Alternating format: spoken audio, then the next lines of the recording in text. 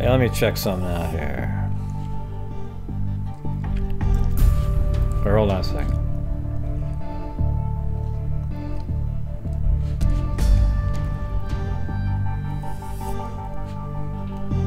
Okay, there we go. That's the one I wanted.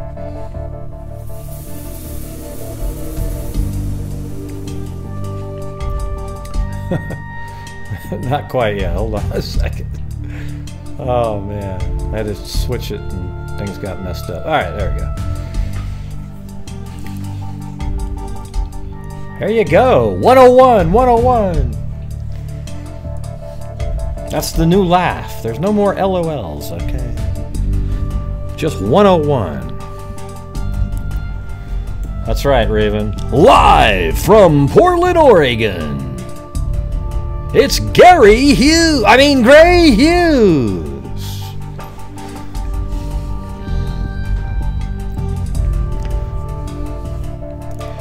And there's some new mugs and shirts up here. Let's see who's got them. See that? The We Are Freaks. Yeah, Gary Hughess. I've actually had a teacher call me that once. Hey, is there a Gray Hughess here? No, there's a Hughes. Thank you, though.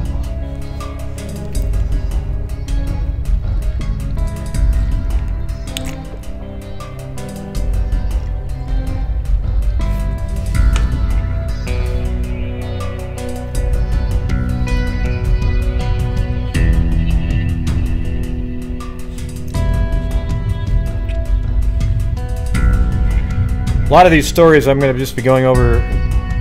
There's the ones mentioned in the title are in here, but there's all these other ones too. You know, Media Monday.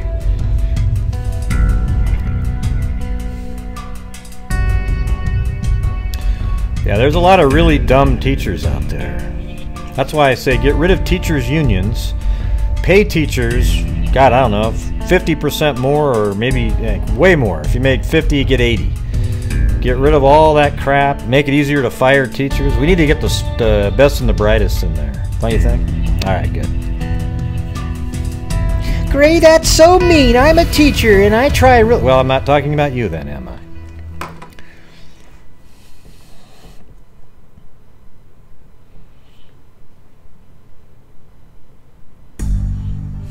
No, it was my teacher who said, "Is there a Gary Hughess here?" And I thought to myself, well, my name's sort of like that. That's what she was responding to.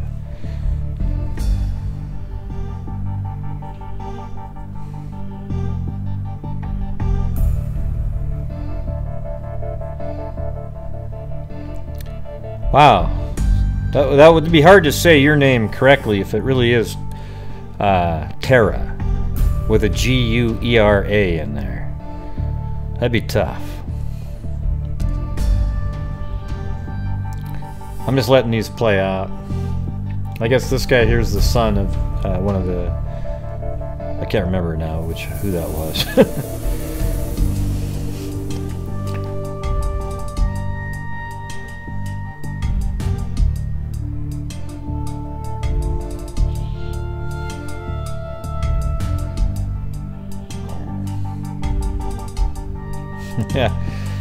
Yeah. Well, I always have a good time doing that, Boggle Queen.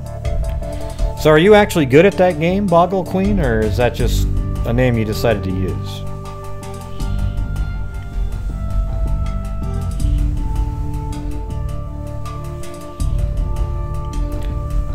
That's right. Live chat alert. Live chat. Oh, there's a new one that's upside down. So I'm going to have to fix that one.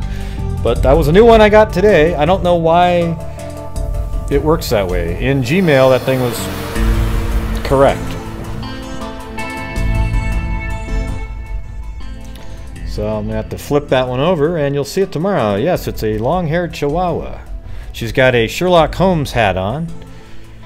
Yeah, I'm going to have to... Well, I can't fix it now because it would take too long. See, it's weird how that mug looks huge sometimes, the way people hold it, but... That's kind of the normal size right there.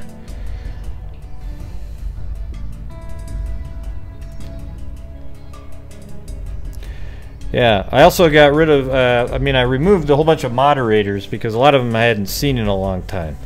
So if you show up randomly today, don't feel bad if you're not a moderator. It wasn't like you did something. I just looked at it and went, wow, Jesus, I have like 40 of them, and you guys haven't been here for months.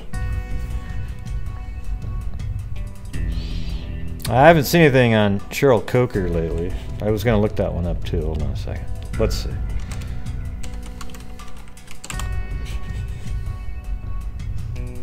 No. Nothing new on that one. Not that we are aware of, anyways.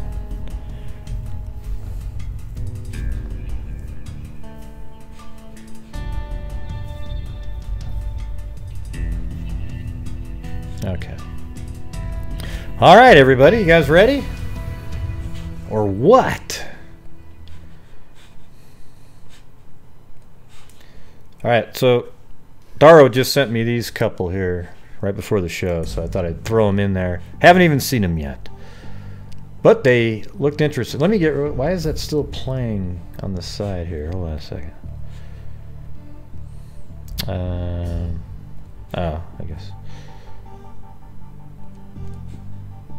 There we go. Just like that, just like that. So, as we all know, every year the Barbarians come out on Black Friday and act like a bunch of hooligans, almost like the apocalypse. Oh, I gotta get my gift. If I don't get the present I wanted to get, I'm gonna kill some. And they literally, like, people die, crush people to get a toy or a gift. What a bunch of morons. Okay, just think about the degradation of humanity when people are killing themselves to get a good deal on Black Friday. I don't even leave the house. Well, it's not really that unusual because I work from home, but you know, the thing is I'm not really sure what's going on here. But anyways, man killed during Black Friday sales at Alabama Mall, mistaken for gunman. All right, let's check out this video here. Let's see what it says.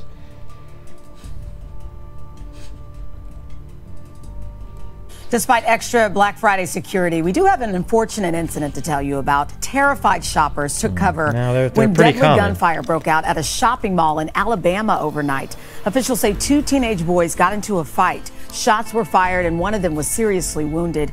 A 12-year-old girl was also hit. Police say the second teen was fatally shot by an officer. We were just getting into Old Navy and we heard the gunshots go off, so we started running. And how many gunshots did you hear? At least 5 the first time, and then he started shooting again. The city's mayor defended his officers and says they prevented something that could have been much worse. Yeah. So it sounds like somebody got shot in the crossfire accident. Here in Chicago. And that's kind of what you get when you have barbarians out on Black Friday. I mean, you can go onto YouTube and there's like hundreds and hundreds of videos where people just, it's like a stampede of morons, you know? I'm not sure what else you call them.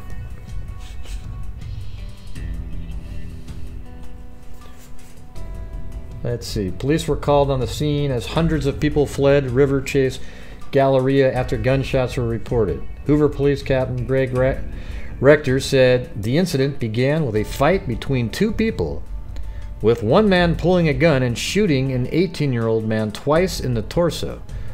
Officials initially said, let's see, Emantic Fitzgerald Bradford Jr., 21, had fired the rounds that injured an 18-year-old man he was fighting with at the River Chase Galleria, but on Friday released an updated statement saying that while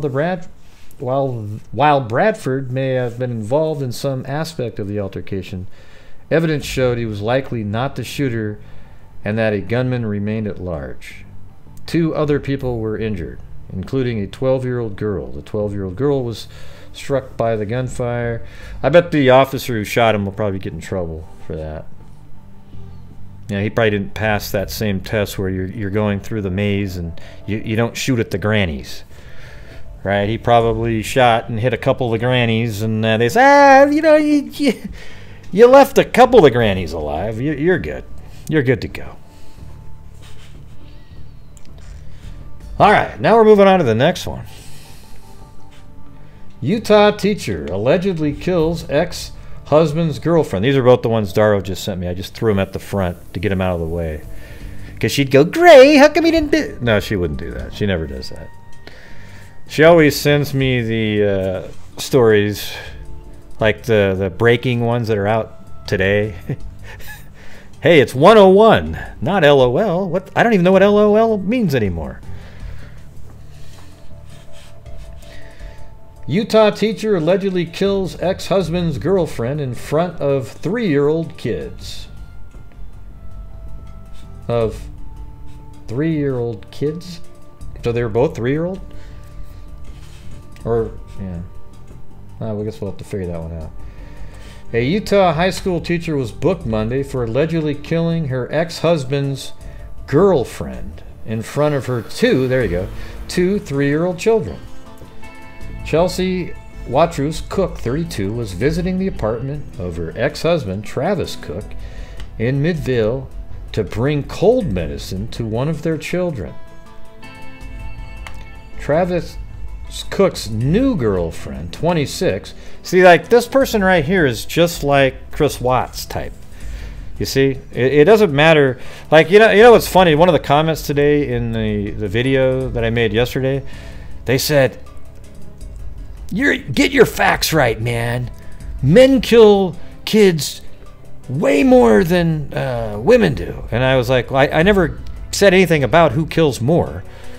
Because all I said on the show yesterday was, hey, watch IDTV. There's shows called Women That Kill, and women kill kids all the time too. I never said who killed more. But see, that's what you get when people read things the way they want to read it. You see, they just hear the way they want to hear, and then they get really worked up. And just use a little bit of comprehension. Like. Actually, listen to what somebody says and then go, oh, okay, yeah, he didn't actually say that. All right, I got it. Great. Hey, hold on a second.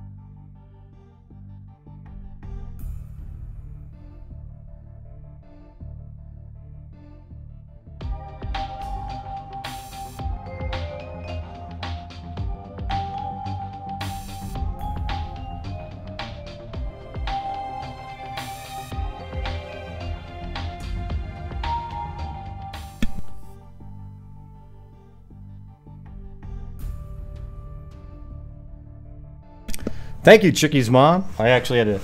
If you could hear that voice in the background, that's my voice. What I did... This is what I did. It's actually kind of funny. See, I have a work email, right? A laptop. And I didn't always get my messages. So what happens now is that I recorded my voice yelling at myself and then put it as the new email sound. So it says, hey, Gray! Gray! You got an email? Gray! Check your email! Just like that. And it's like really loud. Like I can hear it in all the rooms and it really jumps me like right there. Boom! I had to turn around and turn off the mic and go check it out. Yeah. So isn't that crazy? All right. So let's check this one out here. So this is Chelsea Watrous Cook, 32, was booked on one count of first-degree aggravated murder for allegedly killing her ex-husband's girlfriend. So a Utah high school teacher was booked Monday for allegedly killing her ex-husband's girlfriend in front of her 2-year-old children, or her 2 3-year-old children. Chelsea Watrous Cook, 32, was visiting the apartment. Okay, so she was married to this guy, and now she's at that apartment where her ex-husband lived, and the girlfriend is there at the same time. So Chelsea Watrous, 32, was visiting the apartment of her ex-husband, Travis Cook, in Midvale to bring cold medicine to one of their children. Travis Cook's new girlfriend, 26-year-old Lisa Williams, was inside the apartment. I wonder if she's on social media. Cook was reportedly asked to leave. Let's see, Travis Cook's new girlfriend, 20. So Cook was reportedly asked to leave, but locked herself in the bathroom. Why would the new girlfriend be asked to leave? She lives there. I mean, she was at her boyfriend's house. No, Chelsea. Let's see. Hold on a second. Okay, that's right. They're talking about Chelsea Cook. So Chelsea Cook was asked to leave after she gave the medicine, right? So this girl that you're looking at here was asked to leave but didn't. And then she locked herself in the bathroom. Once she left the bathroom, Cook appeared to walk toward her coat, but suddenly pulled out a handgun, according to the report. She allegedly shot 3 to 5 rounds at Williams. Oh, Jesus. What a wacko. Jesus. Travis Cook then reportedly grabbed a gun from his ex-wife and tended to Williams. When Cook tried moving back towards her coat. See, quit saying Cook, okay, idiot? Say her first name, because then we can, you know, there's 2 Cooks here. You have Travis and you have the girlfriend, Chelsea, all right? So just say Chelsea, Travis, and I think, is it Gina? Not Gina. What was the other one's name? Lisa. Travis Cook reportedly pinned her against the wall until authorities arrived on the scene. The ex-husband told police that he and Cook's twin children were present during the alleged attack. God, see, look how crazy that is. The mother shot somebody else in front of her own kids. She's nuts.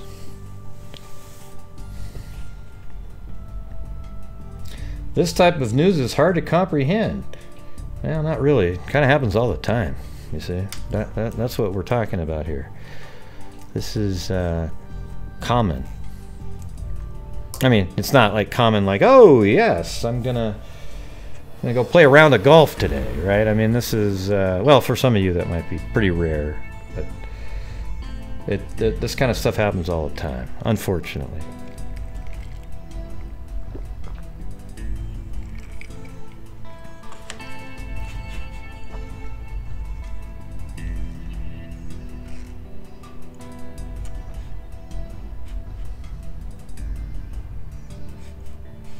Look at that, $1 million bond. I mean, that's massive.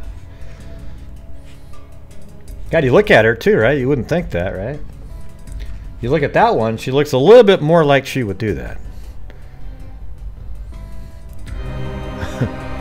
Case. Too many cooks in the kitchen, Hughes. Shit sakes. Hey, come on, Jay. I removed a bunch of the cooks that were in the kitchen. Okay? Come on, Jay. Did you like my Gregorian chant I sang along for you, Jay? Yeah, Jay's, yeah, he's pretty generous, I gotta admit. There's a few people like that. You know? Jim Nething, Darrow, Freaky Lizard. Those are all people that have donated many times. There's a lot more than that, though. Those are just ones that popped in my head right there. And then I have all my Patreon supporters. Hey, wow, that's a timer. Okay. Not sure why that went off, but... Yeah, you like that one? CP Tim O, or Captain Mo, or Captain Mo. Yeah, let's try that. Captain Mo. There we go. All right, got it. Yeah, it looks a little bit different in the mugshot there, huh? She looks like right after you had about 16 shots of tequila in that one. This one looks like, what'd she look like there? I don't even know. A work photo, you know, something really lame. Hey, look at that. There's Carolina Creek Fox.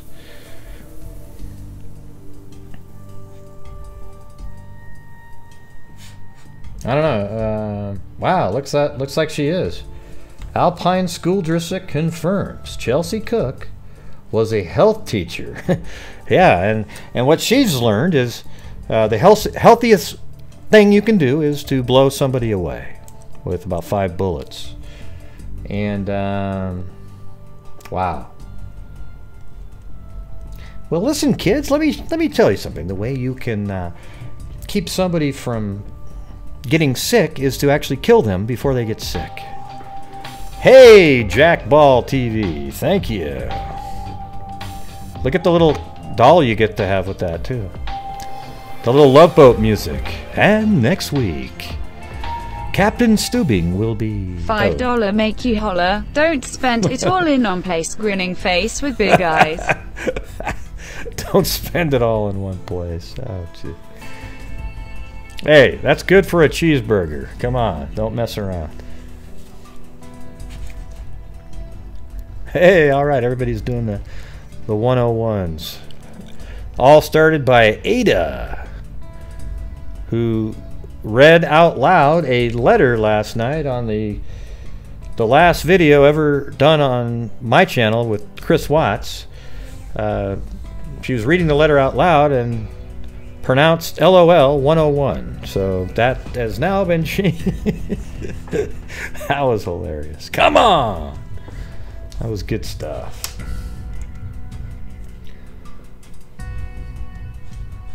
Alpine School District, where Cook was employed as a health and yoga teacher at Sky Ridge High School in Lehigh, released a... that's weird. I think Lehigh, released a statement offering support to any of you who may be in need.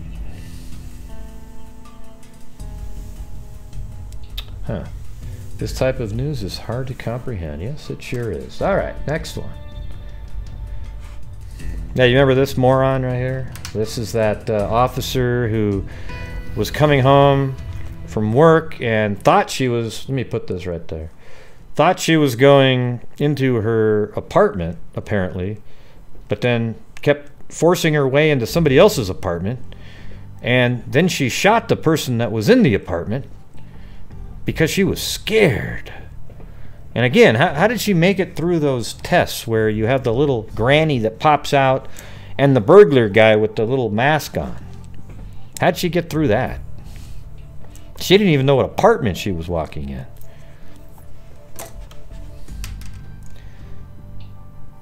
Yeah. See, the race has nothing to do with this shooting, though. See, that's what I don't like, is that people bring up the race part. Now, maybe there is if they come up with something later, right? Like, oh, wow, she wrote something down. But at this point, all it is just a moron who went into her apartment she thought was hers and then started shooting up the person that was actually living there.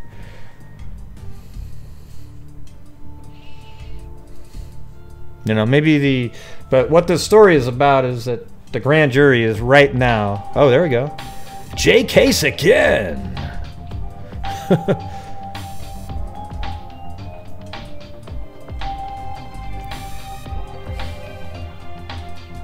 Oh, it wasn't a bad play on words. You were right. I had too many... what do you call it? I had like 50 moderators, but like 30 of them never were here, so I got rid of a bunch of them.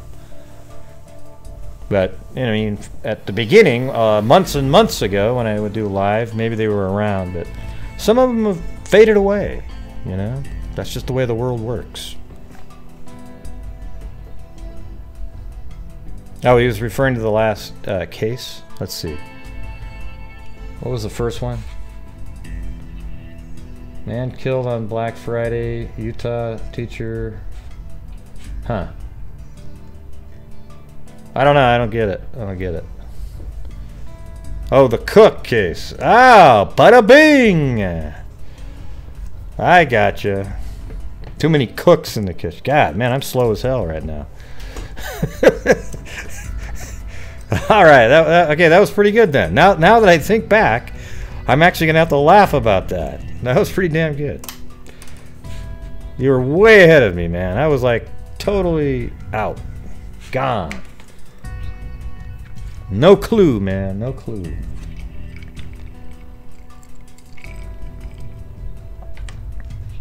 But it also made sense in general, okay? Yeah, I was really slow on that one. Too many cooks in the kitchen. Whoa. That seems like that should have been pretty obvious, but I'd already moved on. You see, I'm so hyper focused on the next story that that's my excuse anyways. Anyways, yeah, the grand jury's hearing all the evidence now in this case, so I guess pretty soon they're gonna, I'm pretty sure they're gonna come back with some sort of indictment and then file charges, and so it'll go to trial. I don't see any way that's not gonna happen.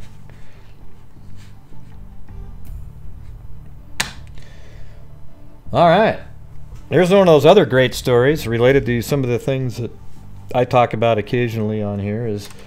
Here's one of these guys that got let out of prison, and then within 2 hours it went home and killed his girlfriend.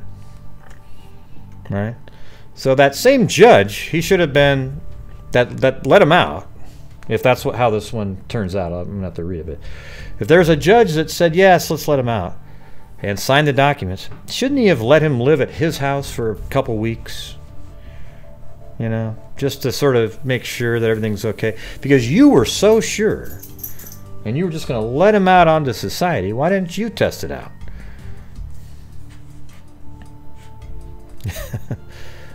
Hey, Daro, thank you.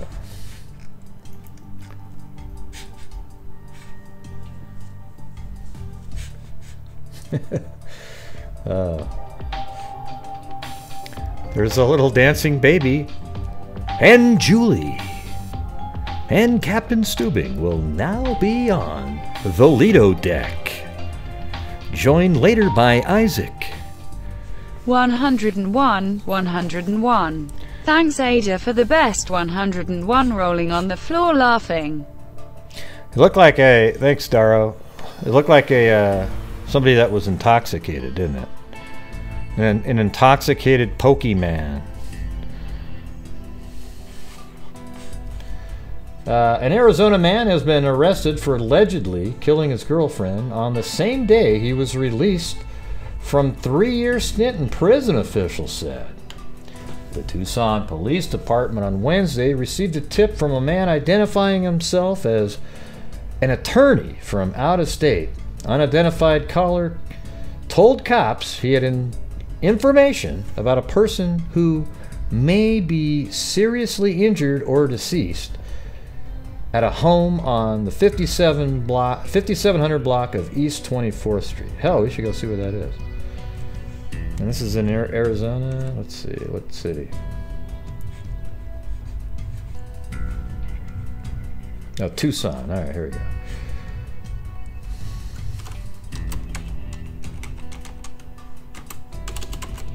Let's see what this looks like.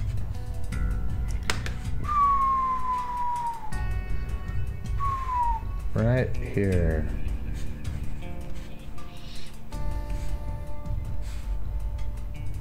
I don't know if that's the exact address, but in this area. Yeah, so this is generally what it looks like. Like basically a junkyard with a fence around it.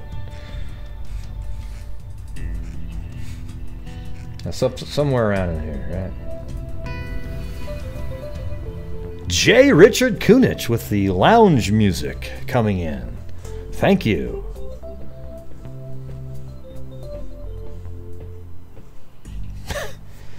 All right. Well, that's where the, right in this area is where this barbarian killed his girlfriend right after getting out. Officers found the house at the address mentioned, unlocked, and discovered the body of Marika Jones, 49 years old, mother, inside, authorities said. Hold on a second. My wife's checking out the Christmas tree. Yeah. She got this thing that it has a little Santa Claus that actually climbs up some ladders, or a ladder, and it's actually holding lights. It's kind of funny looking. Officers found the house at the address mentioned, unlocked, and discovered the body of Marika Jones, 49 years old. See, she's 49 and he's what, 30? How old is he? 32 or 6, something like that. He's a lot younger. I know. 34-year-old. There it is. Officers found the house at the address mentioned unlocked. Okay, police said had already been searching. Wow. You mean they, right? Police, is this Daily Mail? Okay. Nope, it's just Inside Edition. Okay. Police said they had already been searching the area for 2 days when they discovered Jones's body, as a man called 911 last Monday saying he had just been released from prison and that he had killed his girlfriend. But that caller didn't provide an exact address of where to find the girlfriend's body and used a false name, police said. When investigators discovered Jones, they also found a Department of Corrections file box belonging to 34-year-old David James Bohart, who had been released from prison the same day the first call to 911 was made.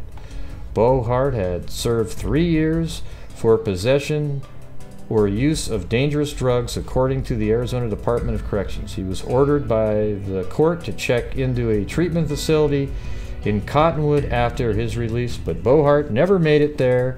When he failed to check in, an absconding warrant was issued for his arrest. Bohart was arrested at a hotel on Friday.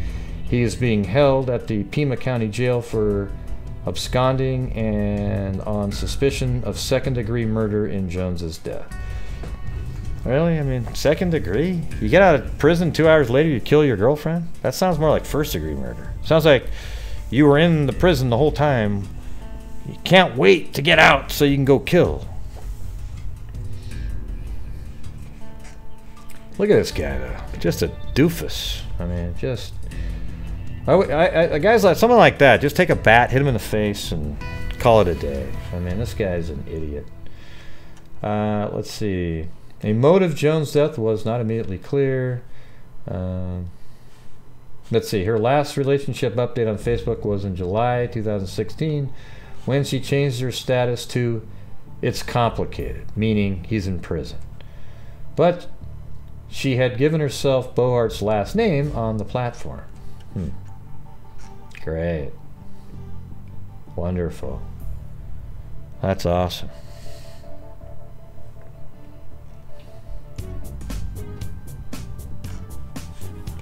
Hey, Zoe. Zoe G. Sounds like a rapper name, doesn't it?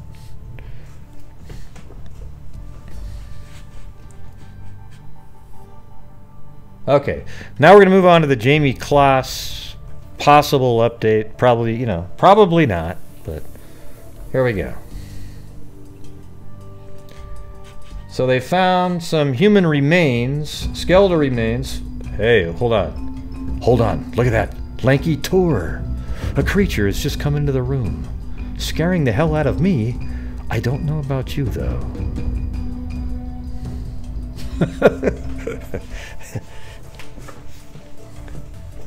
Thank you, Lanky Tor. Skeletal remains found in Monroe County. Okay, now this location is only about I think it was 120 miles about. We don't have the exact location, but I have a pretty good idea where it was. A lot of these articles word things wrongly, so it was hard to find. But I think I have pretty much the correct location. Discovery of skeletal remains is leading to questions in Monroe County. They were discovered last Friday in a wooded area in the township of Clifton near County Highway W south of Tomah. The remains were found by a hunter and have not yet been identified. Oh, there you go. They have not been identified. Wow, Darcy Swanson. Here comes the that music again. Gonna have to wait a second. Skilled remains for unless that was on.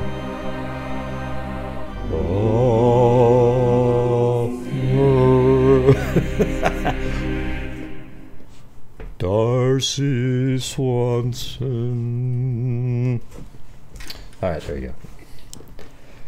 Thank you. Let's see. Discovery of skeletal remains. It says skeletal remains were found late last week in the township of Clifton, but I think it's really just near the town of Clifton, not sort of a town, an area. You know, I don't know. There was two different places. Monroe County Sheriff Scott Perkins said a call came in around 3:40 p.m. Friday, so this was the day after Thanksgiving, from a person hunting a wooded area near County Highway W. And I think this is actually County Road W. There is a county highway, but it doesn't make sense just based on its location. The remains have been recovered but not identified, and the cause of death, you know, I don't know if you can become a skeleton in a month and like a week. And thanks again, Darcy.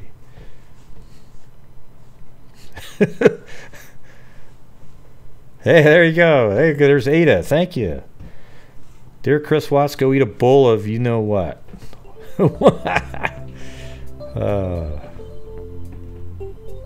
And there's Richard Canuck too. Thank you. I wonder if Ada's music will come in. I think they were right on top of each other, so I don't know if the system can handle that. Oh, there it did. Hey, it worked.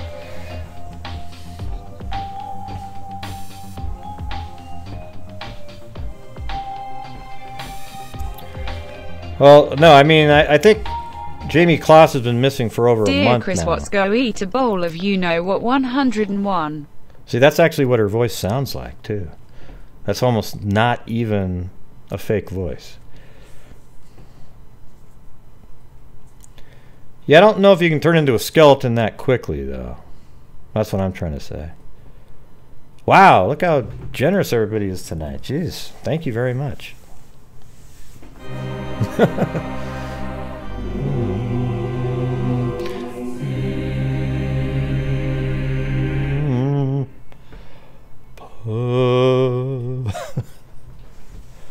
Thank you, Patricia. Let's see. Wooded area near County Highway. So I did find where I thought the location was. So let me see if I can find Closs here.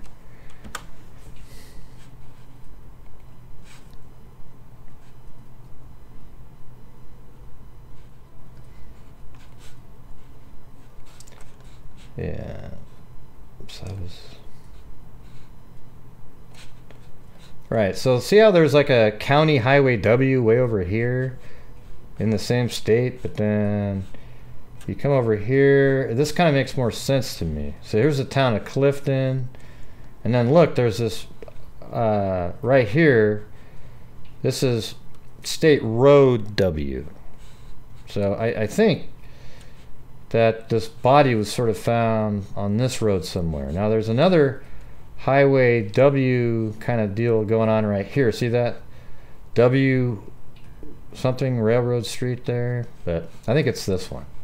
So it's one of these wooded areas along that road. I wonder if this has street view on it. Wouldn't that be crazy? Oh my God, it does. That is wild.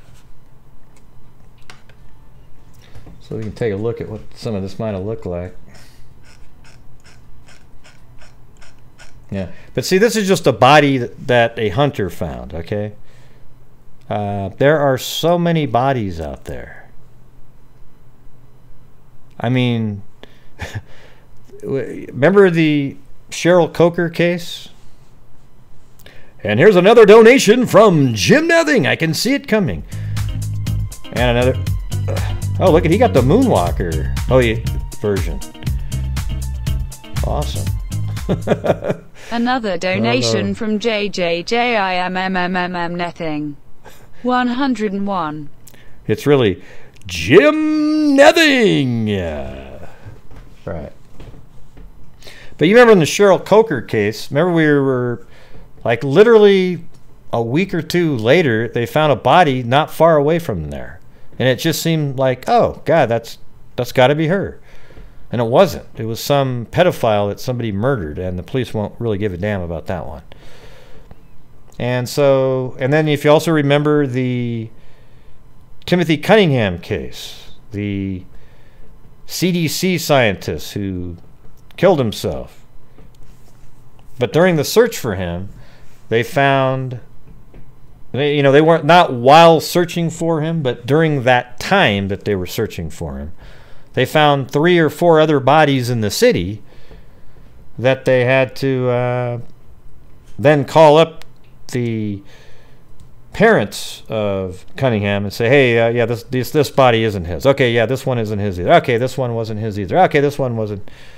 There's just that many bodies out there. Now, could it be her? Sure, but I don't know if you can turn into a skeleton in a month and a week. Does anybody actually know the answer to that?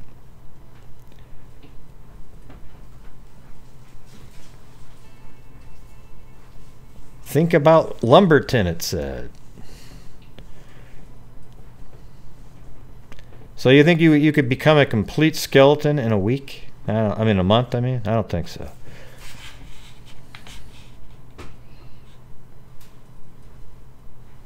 I mean, I don't know. I'd like to see a document on that. I guess if you were just naked or something and thrown out into the environment, then it's possible, right? You could have vultures and all kinds of things picking at it and so forth. But yeah, I mean, it is kind of cold out, right? But wouldn't maybe water, though, if it rained, would sort of help break down the tissue and so forth. Yeah, I know. Pretty gross. So Hannah Graham, how long did it take? Well, but that was a different time of year, though, right? Okay, buzzards. That's what I was saying. Vultures.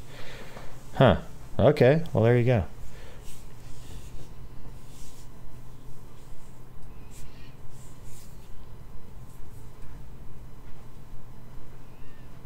Yeah. So how long do you think? So you think that is enough time to completely turn into a skeleton? Okay. That's interesting. Let's see. Yeah, but what state was that in, Ada? This is one of those cold. Wisconsin gets cold.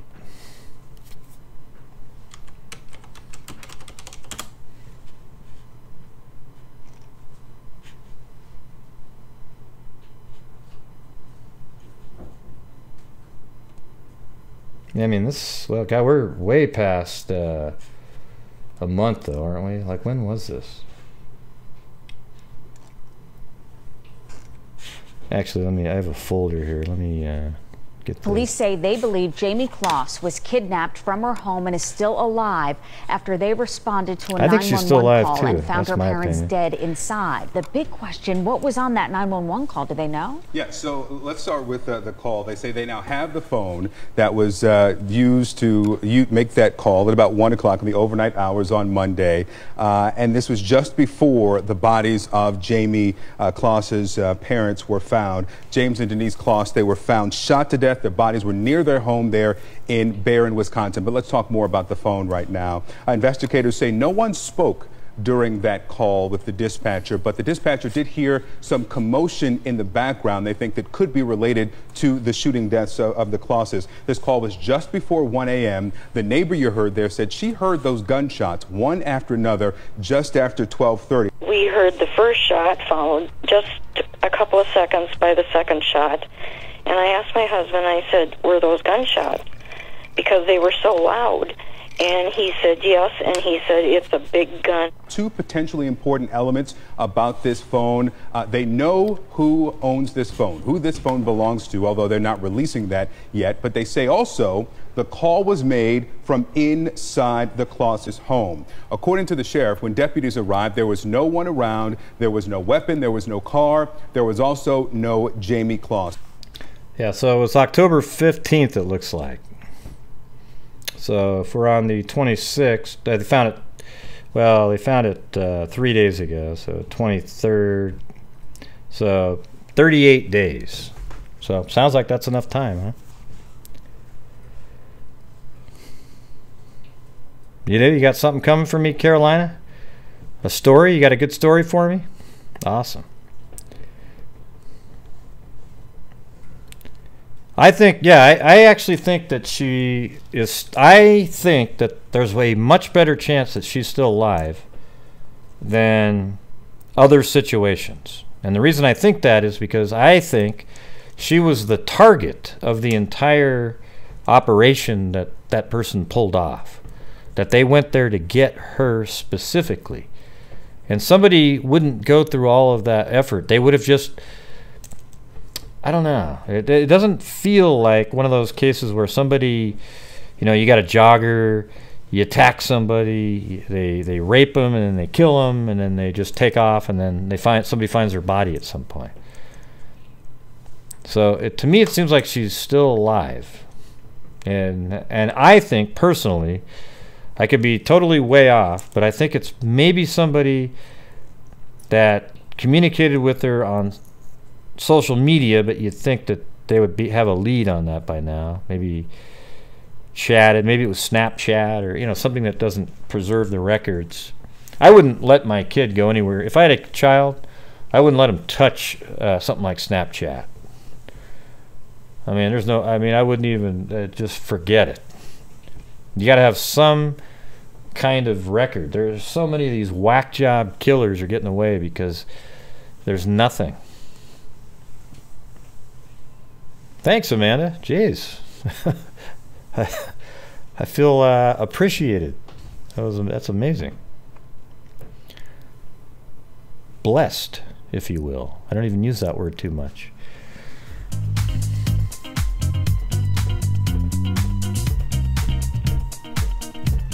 All right, the moonwalk version. One more sentence. I hope you had a great holiday. I did, thank you. Yep, Thanksgiving spirit.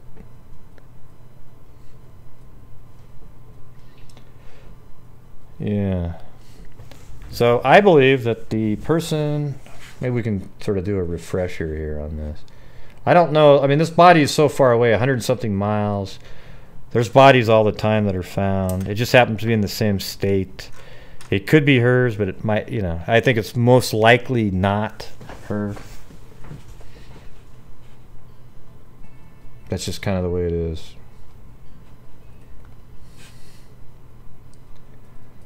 Let's see.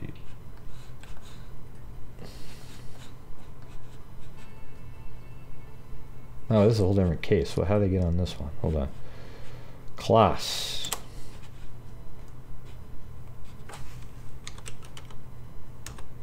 There it is.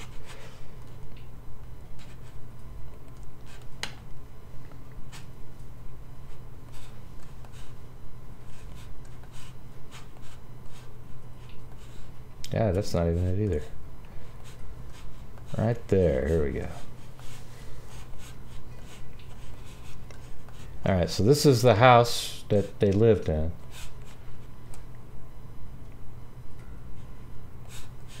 And that's it right there. So the person drove into the house right there. And then they must have came out. And what's weird is the 911 call from over here, you would think that the person driving if they went that way, they might have run into police. So hopefully they had their dash cams running. I think I mentioned that on another show.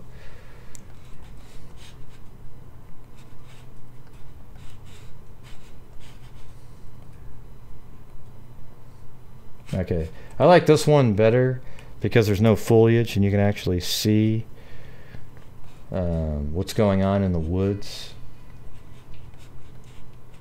So this looks like winter. There's still snow on the ground. And yes, well, March 11th, that's pretty late actually, but definitely that's snow, right? And that's a cell tower. Look how close this cell tower is to her house. Literally right behind it. Like that cell tower right there is not even a quarter of a mile from her house, a fifth of a mile.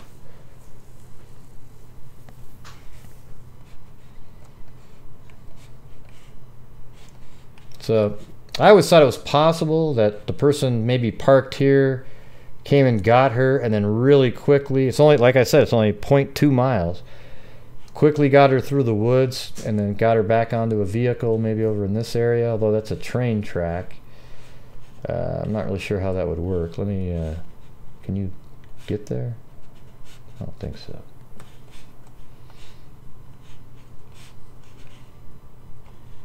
You know, or maybe kind of went at an angle, I guess. But, you know, it makes more sense that they just pulled in right here, drove up. The father answered the door, and then he got shot either through the door or as he opened the door. Then that person came in. The mother barricaded herself in the bathroom and called 911 but didn't say anything. Maybe she was trying to be quiet and hide. I'm pretty sure that's what she was doing.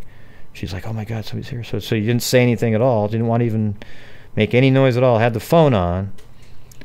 Then that person probably had to break in and then ended up shooting her. That's got to be recorded, the gunshots. And then probably just went over and turned off the phone somehow. I wonder how they did that. Maybe they had gloves on. And then just took Jayme and never to be seen again. Was Jayme aware of this person? Did she know who this person was? Was it something like maybe she told somebody, God, I hate my parents, blah, blah, blah, blah, and they came over and she's like, what are you doing? What are you doing? But, you know, and that would still mean that she has a better chance of being alive.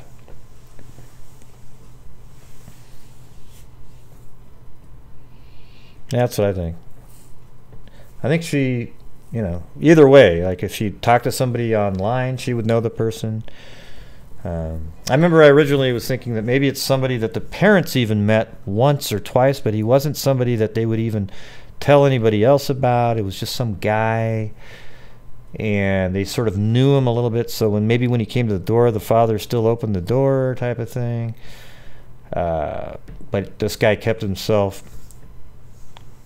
you know, relatively unknown to anybody, and then he just breaks in after the father comes to the door, kills him, kills the mother in the bathroom, and then takes her out. Jayme Closs.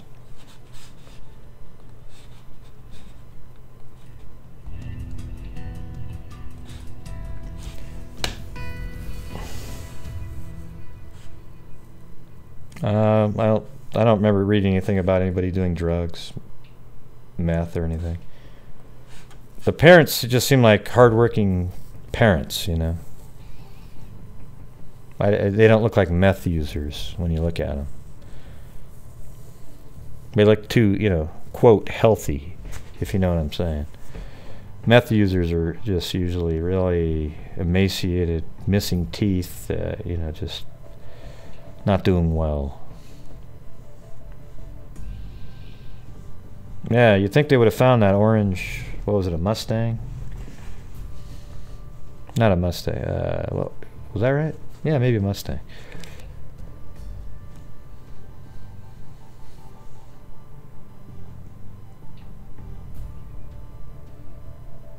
Well, apparently they say the police were there 4 minutes after the 911 call. When the 911 call ended. But I guess we do know now. I can't remember exactly what the details are, but we know now how long. I think we learned that in that call log, right? Let me open up that document again.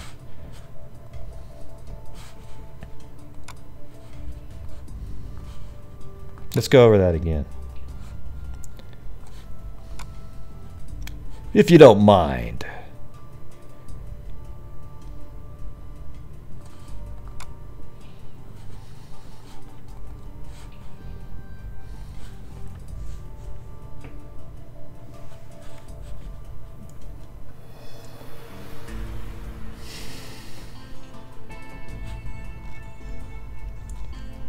Let's see.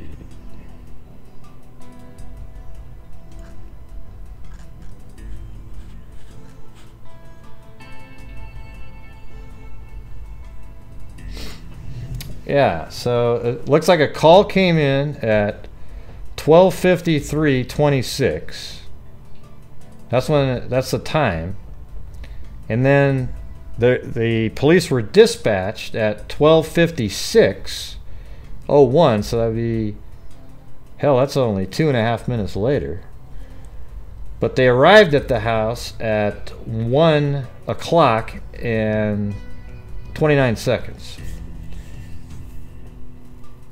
I think that's what that means. Is that what that means? But then why does it say completed 4:59? What does that mean?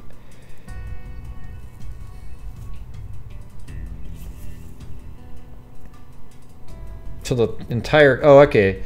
The whole call only lasted 4 minutes and 59 seconds, so almost exactly 5 minutes. Or is that a time? Is that a time right there? No, that's not a...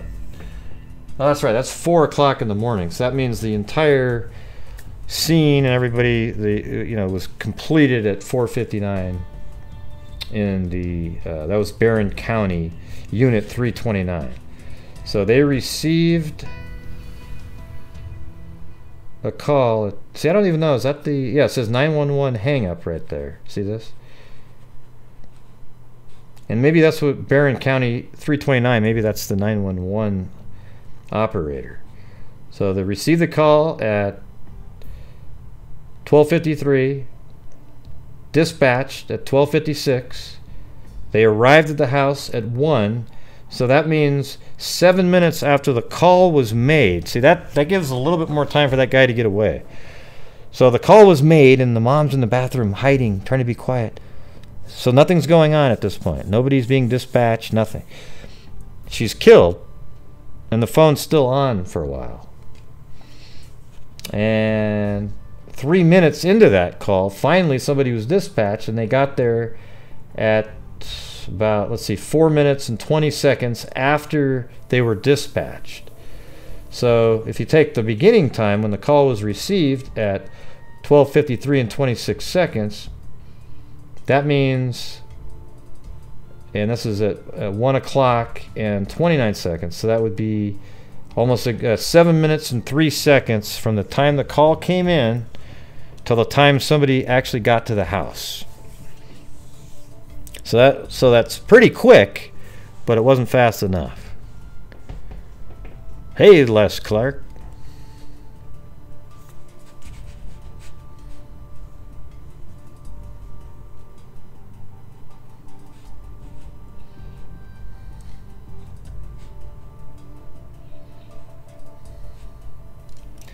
Yeah, and originally I thought it was a suicidal person.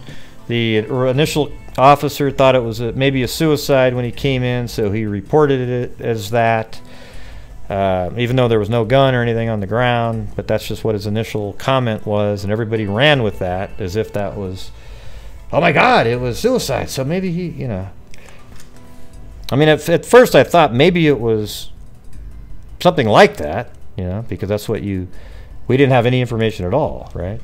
But once you realize that one person was killed by the door, the other one was killed in the bathroom, and she's missing, and there was no gun found, then you know that there's no suicide there.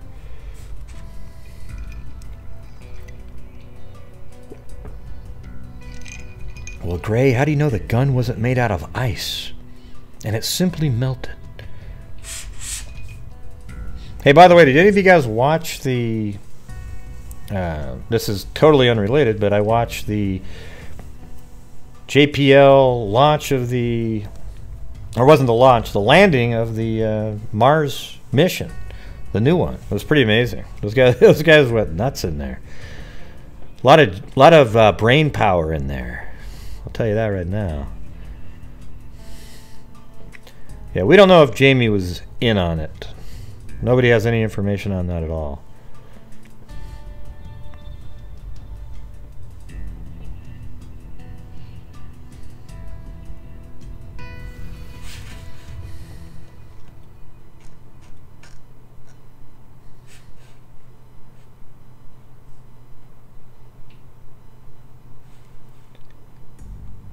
Yeah, so this guy was still saying suicide and stuff at kind of early. You know, 1:22, he's still saying that.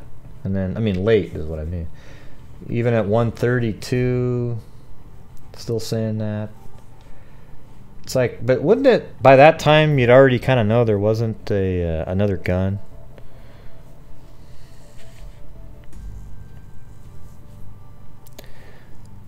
Well, here's what I think the gunshot, the audio from the gunshot, this is how I think it worked. I think the first shot came from outside as the door opened, and that audio from that blast was outside and therefore could be heard by people around. Then when he went inside the building, back to wherever the bathroom is, and made the, you know, killed the mother and wife that was in there, that one was muffled because it's inside. So when you hear people say, oh, I just heard the one big bang.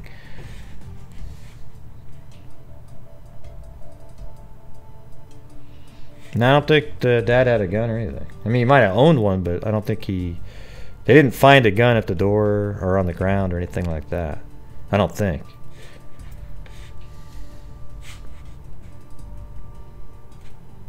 I mean, I guess that's a good point. What if the dad had a gun with him and he walked to the door with it, and then he was blasted through the door with a shotgun, so he was he wasn't able to get off a shot himself, and then it looked like it might have been a suicide because the pistol was still on the ground. That's what I'm saying. So the first shot was outside on the porch, and it made a really loud sound, and all the neighbors could hear that one, but they couldn't hear the shot that was inside because the neighbors are quite a ways away, actually. You know, so if we were going to measure, I think, what was it? What did we come up with? Half mile or something like that? No, not a half mile. 300 yards, I think, is what it was. Let's see. 276. So 3 football fields away, basically. Yes, thank you, new subscriber. Yeah, and I think they were probably sleeping even. You know, somebody probably came to the door, said, you know, pounded on the door.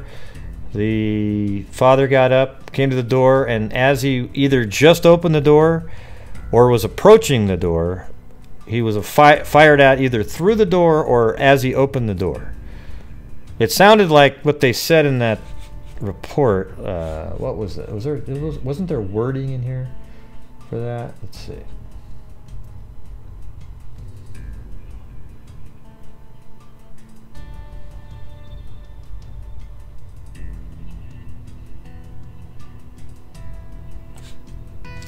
Well, there's somewhere where it said something about him shooting, let's see. The person was shot as he opened the door or something like that. Or, I don't remember what it was. People misinterpreted part of that as well. I'm not talking about Watts anymore at all, Jose. There's plenty of other YouTubers that are talking about Watts day in, day out. What color toilet paper he uses, you know, what direction he combs his hair in the morning, and what significance that might have, that kind of thing. They'll get down to it. I'm sure they'll find another murder out of it. Let's see. I don't know why you'd be expecting somebody at midnight. You know, I don't believe that.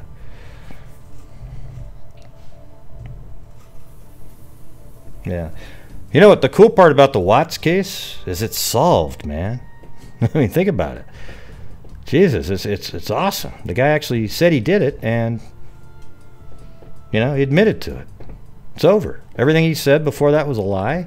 Had no need to prove that he was lying. That's what's so funny is everybody's out there trying to prove he lied, but we know he lied because now he admitted to doing the killing when before he said she did it. Okay? So I don't know what the deal is here. But the truth is that people are interested in what they're interested in, I guess, and that's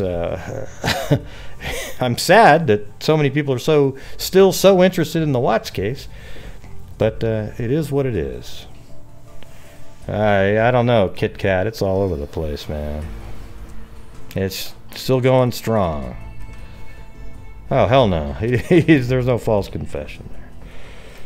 Yeah. If he really didn't do it, there's no way in hell he would confess.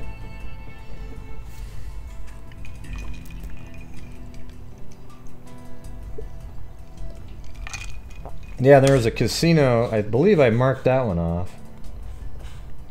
Wasn't that far down. It was just like right down. Yeah, I guess I didn't mark it off, but wasn't it right in this town here or something like that? Like one of these buildings? Yeah, I think this is a casino right here, right? Let's see. Yeah, there it is. St. Croix Casino, Turtle Lake. And that's really the only way out, right? If you went this direction, I mean, there's all kinds of side roads, but if you were literally came from a ways to get out of there, this is the highway.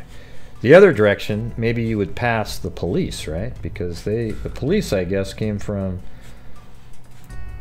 this town here, Barron, right? This is the town of Barron, and had the person gone this way, he'd be kind of stupid, right? He'd be driving right into or past the police. So you'd think he would have gone this way, but he easily could have went down this road and be out completely out of sight from anywhere quickly.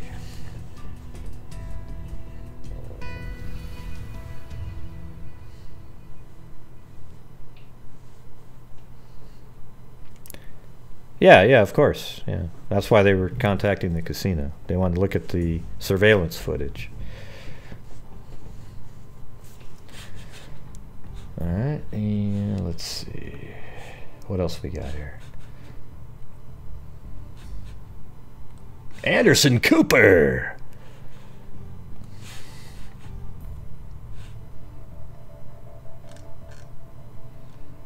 Yeah, I guess basically that's all I had for news stories. There was the what's interesting is the person that shot up the Catholic supply store named Thomas Bruce. Kind of looks like he possibly could be the Delphi guy, but we don't know. It was funny in this group that I was looking at today, you had these people that put up a picture of the killer, not this guy on the screen, but let's put Thomas Bruce up here. All right. So here's Thomas Bruce the Barbarian. Oh, this is a new one, it looks like. Hey, I guess this is a new story that just came out 3 hours ago, so I didn't see it. Got to play it. Accused killer Thomas Bruce made his first court appearance this morning. Bruce faces 17 counts, including murder, sexual assault, and sodomy. He's charged with killing Jayme Schmidt inside the Catholic supply store in West St. Louis County a week ago. Thank you for joining us. I'm Emily Pritchard. Claire Kellett is off today. A visitation for Schmidt just started and runs until 9 p.m. at the Chapel Hill Mortuary in Cedar Hill. That is where Russell Kinsall is. He's learned the suspect's wife has a message for the Schmidt family. Russell?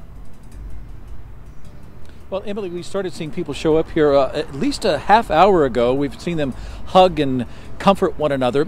Yes, the wife of Thomas Bruce also sends her condolences.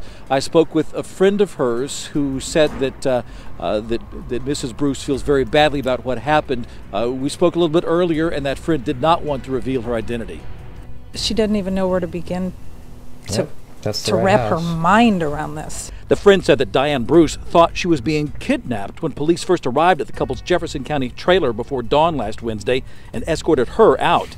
The Bruces have been married 25 years, and now her husband sits in jail, charged with murder. And never in her wildest dreams would she have ever even thought anything like that about him. Not ever. He was so protective of her and so kind. Detectives were back out at the Bruce's trailer home on Monday. Mrs. Bruce is cooperating fully with detectives and was the one who contacted them about coming back out to check out possible new evidence. The friend said that Diane Bruce has cried many tears for the family of Jayme Schmidt and the others victimized at the Catholic supply store. She would want the families involved. See, I think that's pretty cool that she, I mean, the thing is these killers like this are really good at hiding what they do. See, this seems like one of those classic cases where you have this, this guy could be a serial killer. To do something like this, could be a serial killer. And what they do is they try to blend in with society and have normal families. You know, like, was it BTK? Just seemed, yeah, there you go. Hey, me and Tiva said that at exactly the same second. They just blend in, and everybody thinks, hey, they're just a normal person in society. Look at all of his posts on social media. They're totally normal, you know, just a God-loving, gun-loving, you know, just a normal conservative type guy, right? But now, look at what he was really doing behind the scenes. Now, a lot of you are writing this guy off from being the bridge guy, and you really shouldn't do that. I'm not saying it's him. I think it's not at very good odds, but there's been absolutely nothing that's come out so far that that says, oh, it's not him at all. Okay, nothing. Now the funny thing is you guys remember Daniel Nations? Remember how everybody said, oh God, he looks just like it. He looks just like it. Like the sketch, right?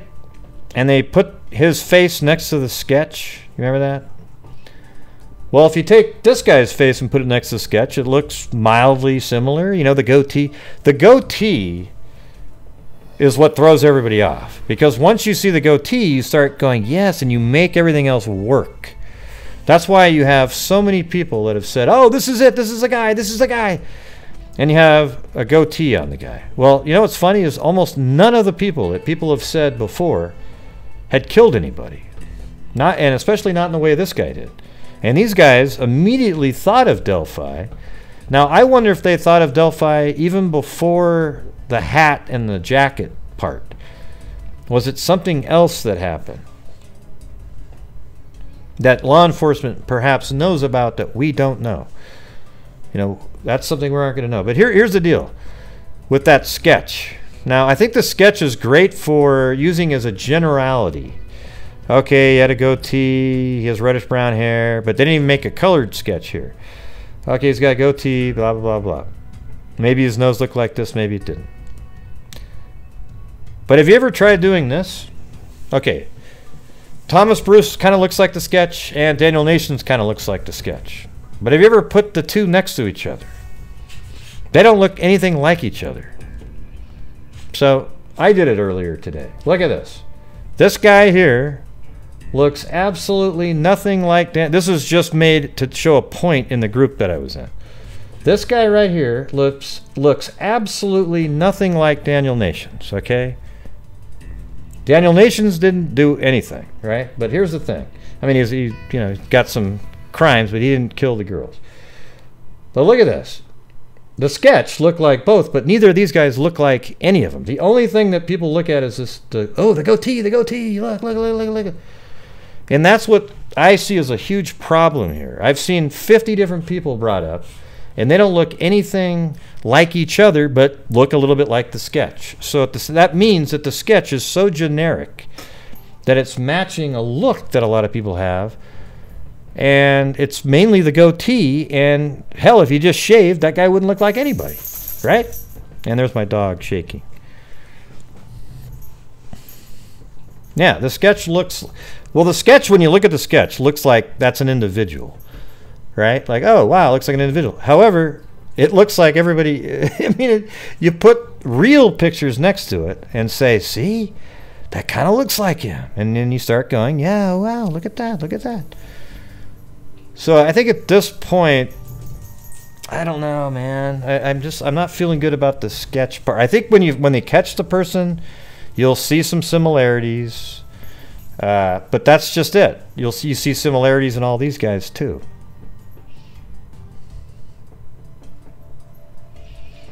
Oh man, that's right, Dr. Piper. That's right, man. My dog could be in my jacket, right next to the oxygen tank and oar.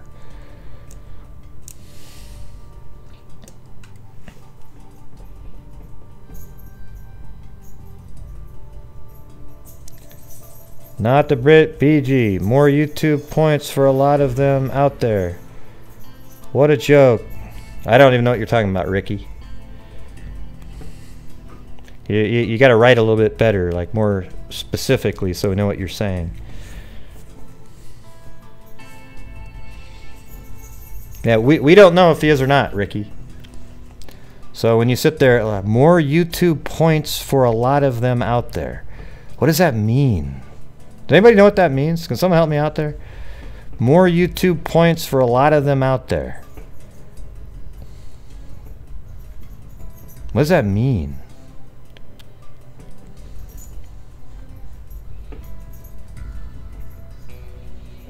I just need some deciphering here.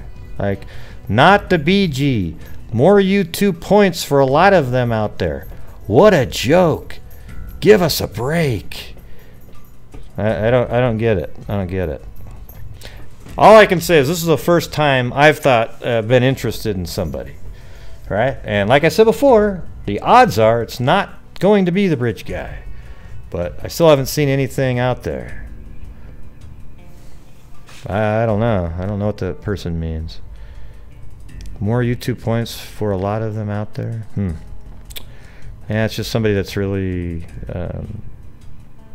illiterate, I guess. It's hard to make out. Yeah, you're not making much sense there, Ricky.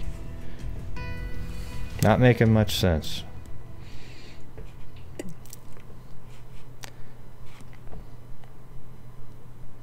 Yeah, I mean, Ricky's just being a troll. You know, Ricky's one of those guys that thinks he's really onto something. Like he found the guy. You know, I'm not claiming to find anybody. This story popped out, and law enforcement contacted Delphi because there were similarities. And if you watch the press conference, it was a little bit more than just some similarities. They called them first almost. You remember that part? Maybe we should go watch that press conference again. What do you think?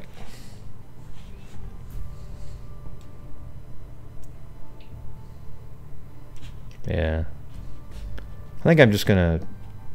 Well, he hasn't said anything horrible, but he's just a troll, you know.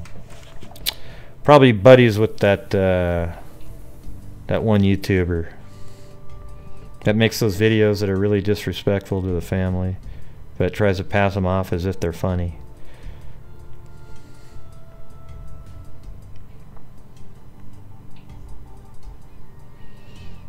Yeah, it took me a long time to realize I always thought they were saying bad guy for BG, and eventually I realized that they meant bridge guy.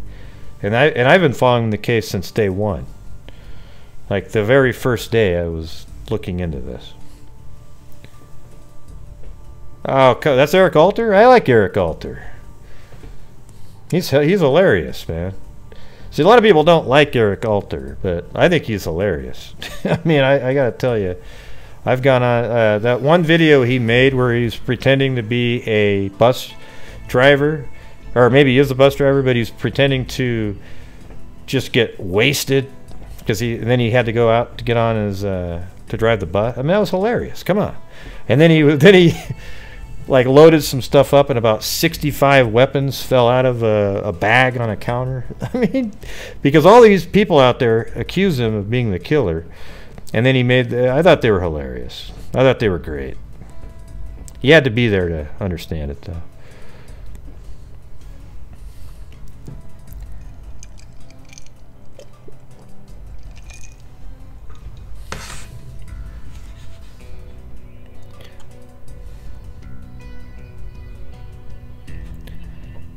I would assume there's something other than his attire. Yeah, that's what I was thinking too. I don't even know if they thought of him because of the attire. I think that's just sort of this weird MO where you're corralling people into an area and then you assault them. And it's very similar, right? So think about like being inside the store is a little bit like being by the bench on the trail. And then he saw that there was only a specific number of women in there. So then he left for a minute, got his gun, but kept his eye on the building, making sure no males or maybe more people went in there. Then he walks back in, and one of the women even left, so he's thinking, that's even better. So now there's just 3. Then he goes in, and then he forces them into a room and has them take off their clothes, perform sexual acts on him. One of them refused, and he shot that person in the head. Now, I'm hoping that that same person's the one that punched him in the face. But could have been law enforcement as well.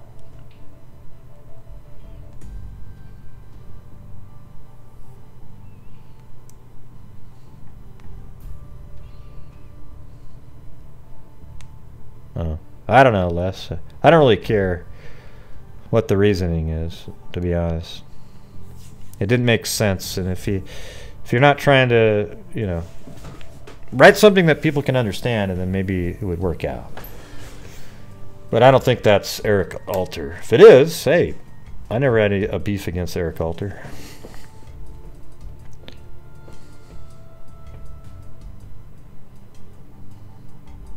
Yeah, I said that, Ricky Olinger, about 65 times. Yeah, I don't know who the bridge guy really is. Do you know who do you know who the bridge guy is, Ricky? I know I don't know who it is. I even said that there's not really, the odds aren't great that this is the guy. But law enforcement thought enough to call Delphi about this killing. And you got to ask yourself why. All to know how sorry she is and how wildest dreams would she have ever even thought anything like that about him. Not ever.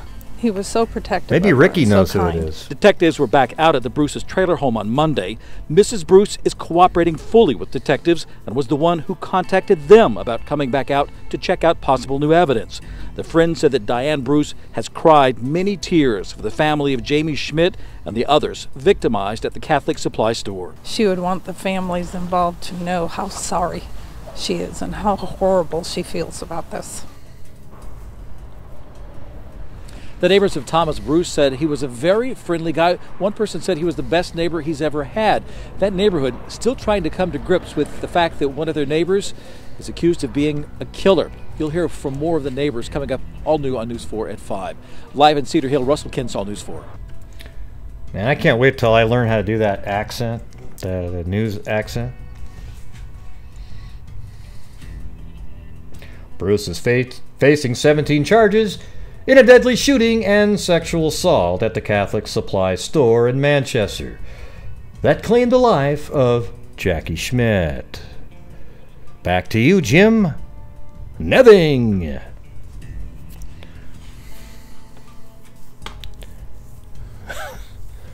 Let's see.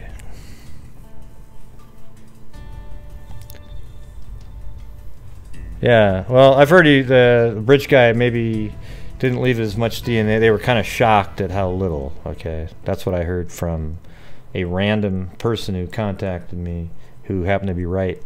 This isn't some, you know, oh wow, hearsay kind of. I mean, it is hearsay, but I'm telling you, he knew stuff that he shouldn't have known, and the only reason he knew is because he was related to his brother was some bigwig, right? And he called me up, and that's the information that he said. So maybe that's one of the reasons we're not looking at a Parabon nanolab image.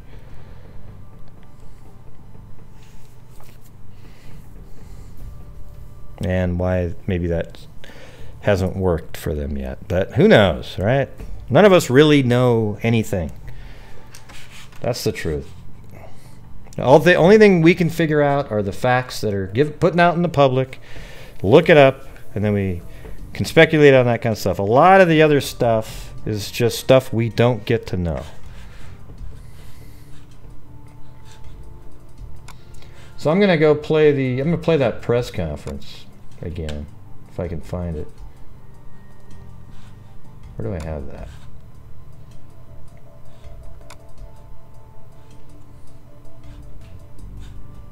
Is it this one? Yeah. Huh. Look at that. Good evening. Thank you for being here this afternoon. Just a few comments from me, if I could. I'd like to certainly express the condolences of the St. Louis County Police Department regarding the Schmidt family. I've been doing this over 32 years. Every homicide is a tragedy. Every sexual assault is a tragedy. Oh, wait, that's not the one. But every once in a while, this was one. Just a second. That looks like a shorter version. I think I have the longer one.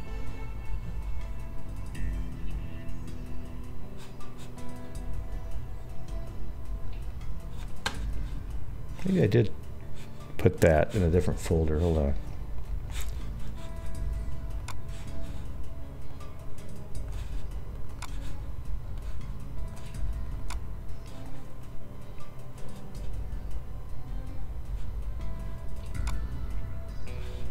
So was that Media Monday when we did that last week?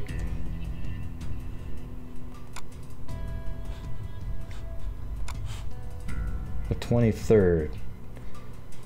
Guess that would have been...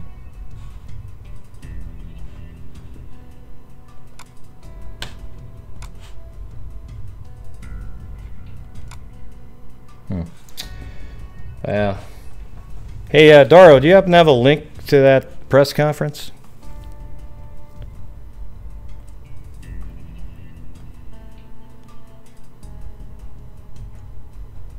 Oh wow, we got a weirdo Kanika person showing up in here. Look at that. Wow. Unbelievable. Hey, thanks, Kit Kat. Yeah, if you can get that for me, that'd be great. I just have the short version. I don't think I have that part in it.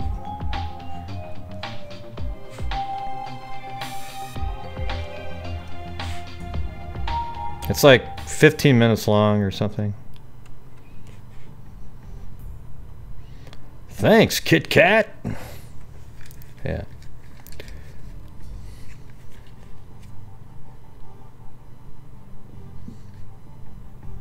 Yeah. I remember it was a longer interview, and I think I recorded. I might have done is actually played it live after I had recorded it, but I didn't actually download it. A lot of times I record the full video. Okay, there it is. Let's see.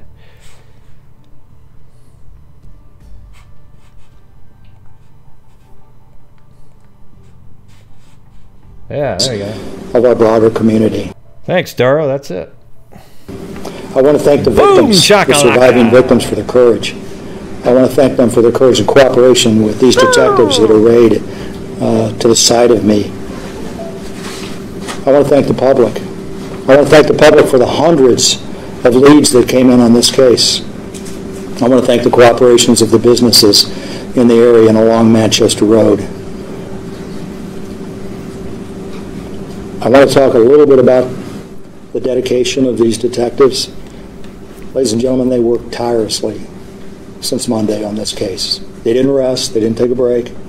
They kept going like they do in many cases. I'm going to move it don't forward. Get this type of recognition, and I can't tell you how proud I am of these detectives.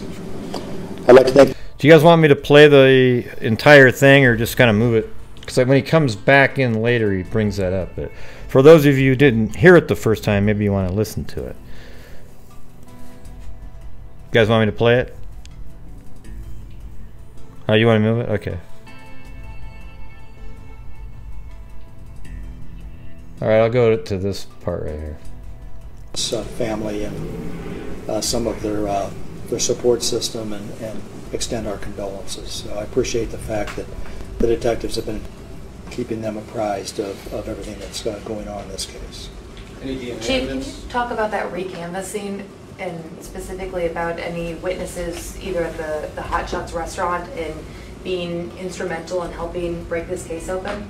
Yeah, I don't think it's necessarily appropriate for me at this point with charges being issued to talk in specificity about locations and different tips. But listen, on a case like this, you know, as I've said before, we didn't stop working this case. These detectives stayed on it. When you do a canvass, that's basically talking to people. If that's fruitful, it's fruitful. 24 hours later, we're going to do the same thing, right? Exactly 24 hours later, maybe to catch same folks that are indigenous to an area. Then we will do that recanvass again even after that because we're looking for information. It's really as simple as that. But keep in mind, these detectives were, you know, there were scores of tips coming in at times, even on the hour. So this is all information that they have to have the responsibility to look at, to triage, and figure out, you know, where that's going to take them. And in many cases, you can talk about lucky breaks, but you make your own luck. Can you tell us if you were in contact with any investigators in Indianapolis and Indiana with another case that has been pointed out with some similarities? Yeah, we contacted, I think it was Delphi, Indiana, because of some similarities on this. I think it's way too early to... So you see that part right there? See, he goes, yeah, I think it was Delphi, Indiana. Yeah, I mean, he knew it was Delphi, Indiana, right? Why would he say that? Now look, it's not just, oh, we contacted them, you know, some similarities. It was more, right? Similarities? Yeah, we contacted, I think it was Delphi, Indiana. No, you think it? Yeah. Because of some similarities on this. I think it's way too early to make a connection in that case. Yeah. It's just that it is normal, and that's one of the things that we're looking to do, especially when you don't have a solved case immediately, right? You don't know exactly who did it. Then you're going to be, okay, what do we have that's similar to this? You know, can we explore that? That was one of those cases that really came up to the top, and we took a look at. See that? The Delphi case really came up to the top in their minds after looking at the situation. If it was just the hat, there's no way in hell they would have made that call, right? Oh, well, God, it was a hat. I'll give him a call. Call Delphi. There obviously was more to it. You see what I'm saying here? So this right here was after we were already talking about the guy possibly being a possible suspect, right? After that is when we heard him say this in this press conference. We did get some assistance on a couple other cases out of the Bureau, but we don't know if those are going to be connected. Yeah, FBI too. And these detectives have been in contact. And they don't know if they're going to be connected. Indiana State Police. And they've been connected. The local Bureau office there to make sure we don't miss anything. I'll play this whole part again without speaking. All right, hold on. It's look at, the triage, and figure out, you know, where that's going to take them. And in many cases, you can talk about lucky breaks, but you make your own luck. Can you tell us if you were in contact with any investigators in Indianapolis and Indiana with another case that has been pointed out with some similarities? Yeah, we contacted, I think it was Delphi, Indiana, because of some similarities on this. I think it's way too early to make a connection in that case. It's just that it is normal, and that's one of the things that we're looking to do, especially when you don't have a solved case immediately, right? You don't know exactly who did it. Then you're going to be, okay, what do we have that's similar to this? You know, can we explore that? That was one of those cases that really came up to the top, and we took a look at. We did get some assistance on a couple other cases out of the Bureau, but we don't know if those are going to be connected yet or not. And these detectives have been in contact with Indiana State Police and the local Bureau office there to make sure we don't miss anything. But I think right now the important thing is to talk about this case directly in front of us. Can you tell the story just in a little more detail about how... I don't know. When you say he was downplaying it, I don't feel like that. I think he was trying to not reveal that they brought that up. He was like, yeah, I think that was the Delphi. He was kind of disappointed that somebody had already known that. And the thing is I contacted one person that I know in law enforcement in Delphi, and they said yes, they were. This is before this press conference. Remember, I mentioned that on the air. That he said yes, they were contacted, or they're aware of it, and said thank you. Because I just said, hey, are you guys aware of this? And he said, yes, we're aware of it, thank you. And then the next day we hear this guy confirming that. And this might have been, maybe they made the connection prior to them finding the guy. because they were like, gosh, look, I mean, this guy, we can't catch this guy, same sort of a deal, sexual assault maybe, or attempted, whatever the hell, you know, whatever the hell happened. And they thought it was similar, and then they caught the guy, but that doesn't mean that changes the similarities just because they caught the person. As a matter of fact, when they caught the guy, he ends up kind of looking and being the right size, age, and everything to the sketch, right? Now, like I said, I mean, I think it's less than 30% chance that this is the guy, but it's a hell of a lot better than a lot of these people that people bring up all the time that had absolutely nothing to do with anything. They just looked like something. You know, you got these people looking around on Facebook. Does he have a goatee? Well, look at me, for Christ's sake. I've got a goatee. Oh, my God, and look at that. He knew the flow on the bridge.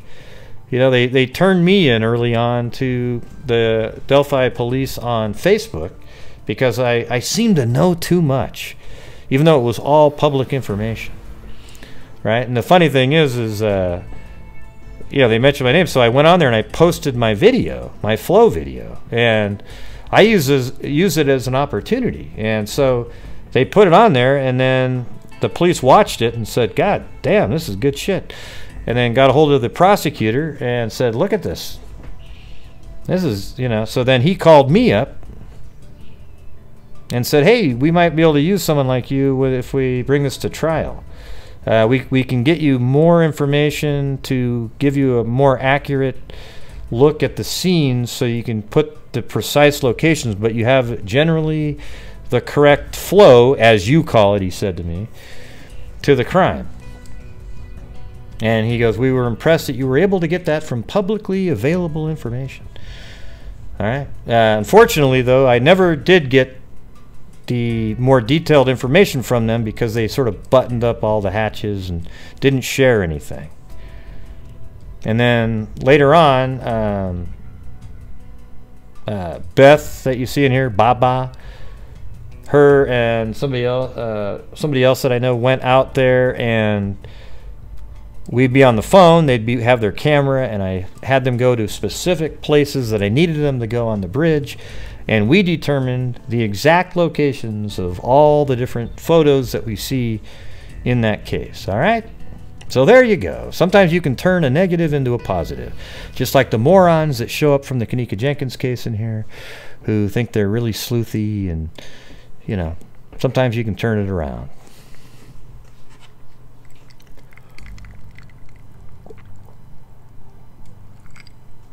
Yeah, that really was good teamwork. It was kind of funny because me and like Beth would be on the phone, and you know, I always irritate her, so she's on there and I said, look, it's that vine right there. It's right there, right in front of you. She goes, there's a million vines on the bridge. But I'm like, no, there's just one that looks like that. The cross is right there. And then eventually she found it. So then you move back a little bit and try to create that same shot. And we got that. And then we found the shot that Libby, where she took that from when she was on the platform filming back at Abby walking. We got that one. So then we had those first two exactly in the spot. Then it took a long time to get the suspect, the bridge guy image in the right location, because I always thought he was like way back there. I thought Abby and Libby were on that last platform, but they weren't. They were literally off the end of the bridge. And we figured that out all on our own just by kind of looking at things, the surroundings, this little white nodule thing that's on the bridge. And eventually we got it all right. I mean, to the, you know, I would say within inches. So that's fun.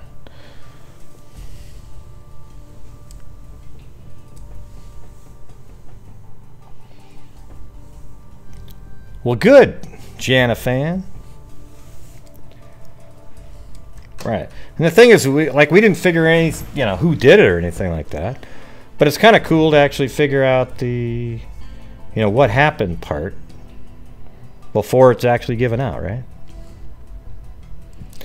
Just over the internet, little queen. I have high-speed internet. I've got 3D programs, and then there's a cell tower near the bridge, so it wasn't like people say, oh, there's no connection out there, but that's not true.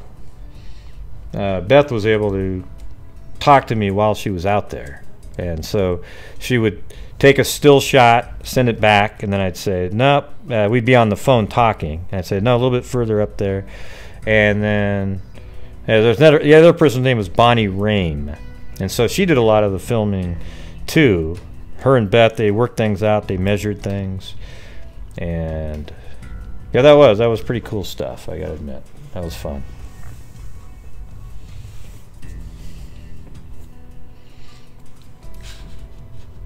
You got a tip about the hat and the coat and at what time that came in and how that resulted in going down to Jefferson County and getting this guy. What was the timeline? All right, well, to suffice, we did a canvass on this. We were able to receive additional information through somebody that knew, thought they had some information to share with us, that led us to an individual, and that led us to the area where the arrest was made. I'm very comfortable talking about it in those terms, but I think at this point I would defer any other questions to Mr. McCall. Okay. Hey, there was something I wanted to bring up that I don't want to forget here. Before sometime this week, there was a case that was just on. Does anybody watch the People magazine on IDTV? Their shows that they have. Does anybody in there watch that? Let me know.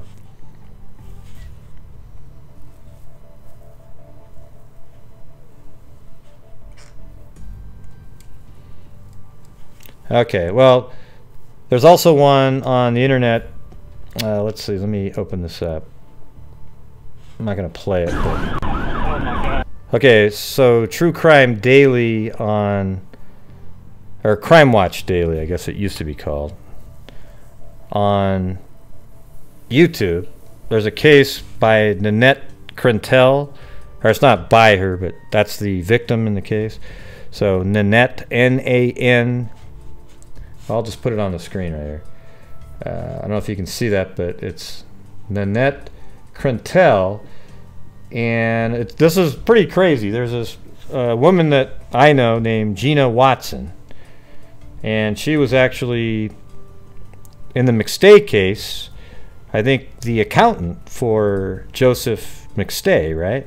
Well, it just so happened, I mean, this is totally random, but her cousin was found murdered, they're saying, in a fire there was a house, and then when they found her, there was a gunshot wound to their head, but the police, they found the gun next to her, so they ruled it suicide, but the whole house burnt down, and miraculously her husband happens to be the fire chief, and he had an affair with somebody. You know, it gets really complicated, right? So there's a show on, if you guys can do on demand, on the People magazine. Let me get the name of the show here. Hold on a second.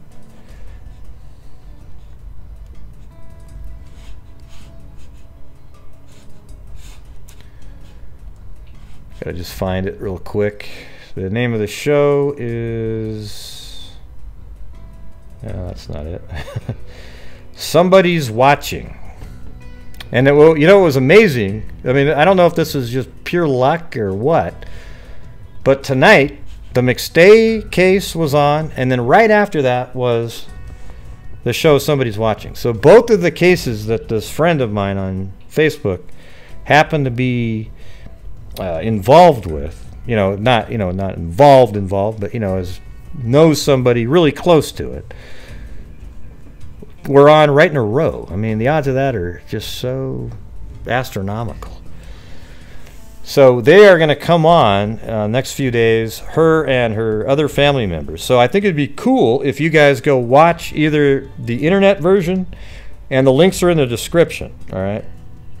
So watch the internet version, the Crime Watch Daily, but see if you can watch the one on People magazine, because that one's a little bit longer. It's a full hour show, and maybe you guys can watch it the next couple days. We can do something on maybe Wednesday or Thursday, something like that. Yeah, we're definitely going to cover the McStay case. Me and Ada really know that one well. It's kind of like right now it's not quite in the top of my head like it used to be, at the top of my, thinking. But at one time I knew it really well. I could just literally talk right through the whole thing, but spent a couple of years because the trial just keeps getting put off and put off and put off. We had the preliminary hearing notes and all those kind of things. Those were great. We put together basically what we believe to be the whole story using Google Earth, ping data that they shared in there, and it all fit perfectly. It was really cool. Yeah. Look at all these links I have on my desktop right there. Like 1 million.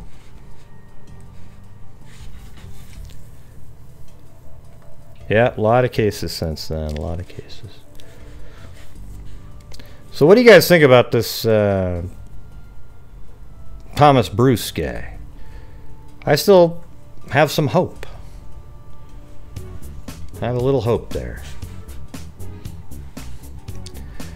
Yeah, here's something that's interesting that you guys might think is interesting in the McStay case, is that me and Ada, we started following it kind of basically when they found the skull in the desert. They found a skull and a body out in the Mojave Desert, and it turned out that it was the McStay family. That's who it was. So then we were like, wow, this is great. There's a lot of people that have been following it for 3 or 4 years prior to that, as just sort of a completely missing persons case. People had thought they'd gone to Mexico, a small town in Mexico, all these different places, and then we came on and started looking at it, but we got really into the detail part, not the wild speculation drama crap, right? So what we did was we took the hell, I can go there right now. Let's see if I can find it.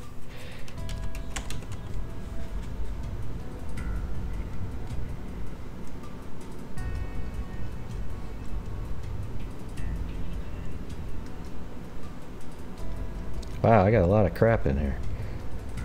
I forgot. That's just... I mean, this is all just from that one case. That's nuts. Look at this. Wow. Every one of these things that you're seeing on the side here, these are the 5th. That's just a date there. I mean, this is like clear up to here.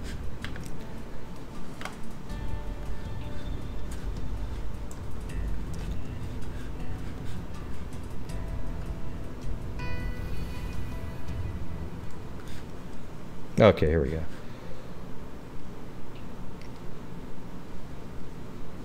Oh wow, my pins. Oh, I turned off all my pins. Here we go. They're back on. Now look at this. This is so interesting to me. See, we actually looked at the satellite footage here. Now, I don't know if you guys can see this, but maybe I'll put it about like this. This is the image that we originally looked at. You see how there's these tire tracks in the ground right there on both sides? Well, the thing is we saw, when they found the bodies, we saw that those tire tracks were still sitting there. So, and it was really, I gotta tell you, it took me forever to find the grave site on Google Earth, because look at this. You got from the highway. So what I did was I took helicopter footage image and matched it up to these bushes. You see how it goes like this? There's these little bush shapes, and it took me forever, but I actually ended up finding the location of the graves, and it matches up perfectly. And if you see the photographs of the crime scene, you see these tire tracks in the ground, and people would say, oh wow, look at that, law enforcement left tire tracks when they were looking. And I go, no. Look how deep those are. Those are hardened. Those are actually tracks that were formed in mud, we determined. And if you look right here, there's tire tracks there and there. Now look how interesting this is. If you look around here, but look right there. See how the discoloration of the dirt? That's exactly where each grave was. See, it's not totally normal. I mean, there is light areas all around, but right there and right there. So I believe that the pickup truck backed up, and then it's actually like a work truck type thing, backed up, and then put the bodies in the grave here and then in this grave here. And they did it when it rained. So what we did was we went and did research on when did it rain in this area around the time they went missing. And it turns out it rained on the 6th. I mean, it was crazy. It rained on so they went missing on the 4th of February, I believe. And so that means the bodies were buried around the 6th, is what we determined. Okay, so we figured that all out. And it was interesting because it wasn't raining before that, so how could the tire tracks be made in mud if it hadn't been raining? So we actually sent this information to the police, right? And they contacted me back and said, we were able to verify your information. See, now that didn't say to me, what that means is they didn't have that yet, or they would have said, thank you, we're aware of the situation. They actually said they were able to verify that. And what's crazy is the satellite image. Now, see this right here? I mean, you guys are going to laugh at this one now. But see, I actually created this whole clock thing here, right? Where 360 is north, and this has all the ping information. Look at this. His phone pinged on the 6th in this piece of pie right here, this blue area. See this? And look where the grave is. Bada bing! It was awesome. As soon as when we got the this preliminary hearings and all of the data, it was crazy, right? So it was something like 80 something degrees here, 120, and it pinged inside of that, and there it was, right inside where the grave site is. I mean, what else is out in this direction, right? And it was right there on the 6th. See, those were cool days. And see, Ada was part of that one. that really is. That is real shit sleuthing right there. Okay? You can actually do crazy stuff like that if you just use your brain. You know, get some imagery and work through it in a logical way, not in like, oh my God, it's the aliens must have done it. Oh, it was the Illuminati. Organ harvesting. You know, that kind of crap.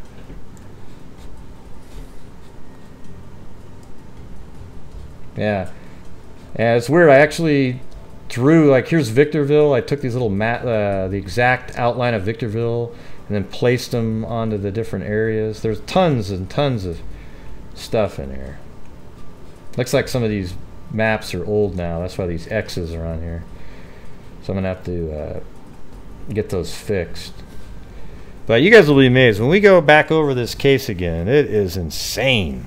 This guy, he literally was over at his Joseph McStay's house, we believe, the night that they were all killed, because at the house, right around the time that they were killed, there's a QuickBooks check written to himself from that house. I mean, it's unbelievable, and that's all information in there. Hey, thanks, keeping it real. Oh, I don't deal with you guys. You guys are my friends. Don't worry about it.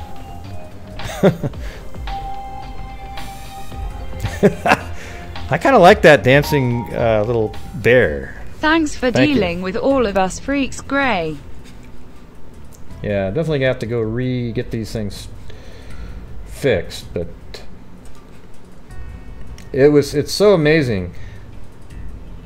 So McStay, let's see. Yeah, the McStays live down in this area. Let's see, where the hell do I have that? See if I got them all marked. Yeah, so it's clear down here. I got to get rid of these maps, so they're kind of messing things up a little bit. But clear down in this area, and you can literally time his cell phone pings. Like he had these exact amount of times that it would take to drive all the way down from where he lived all the way down into this area, because I think he lived right over here, right? Chase Merritt's home. He lived right in here in Rancho Cucamonga, and then he drove. Let's see.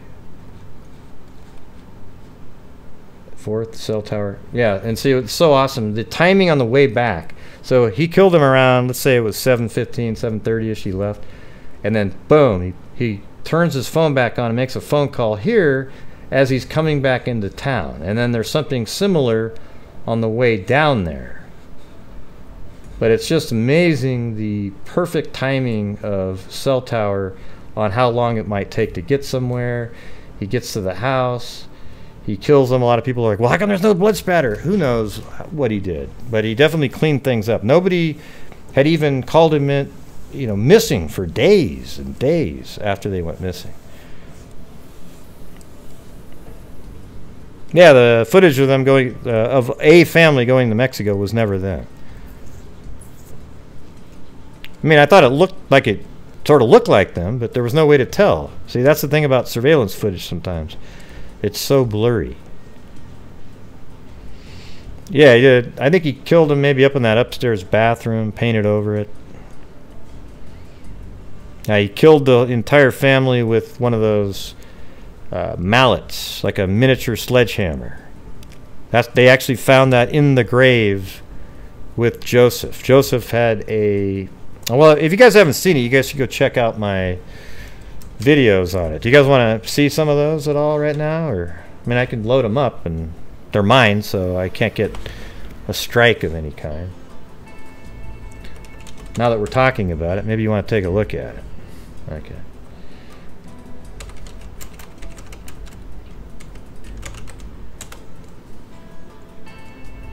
Yeah, we made a whole bunch. I had another friend, in this case, that drove out to the gravesite and actually tried to dig a little bit into the ground. It was pretty interesting.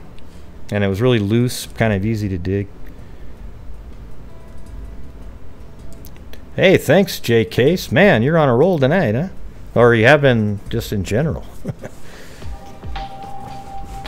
And there it is again. The crazy...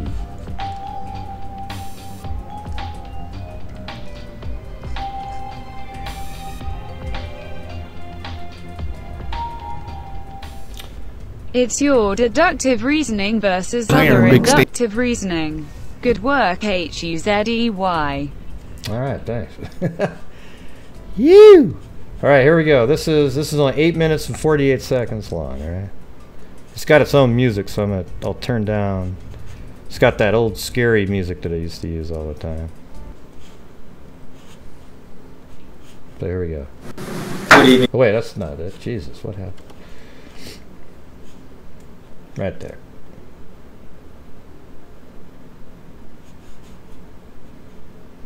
Throughout the analysis of February 4th, 2010. This is one I didn't used to use my own voice, okay, but it's still interesting. Watch.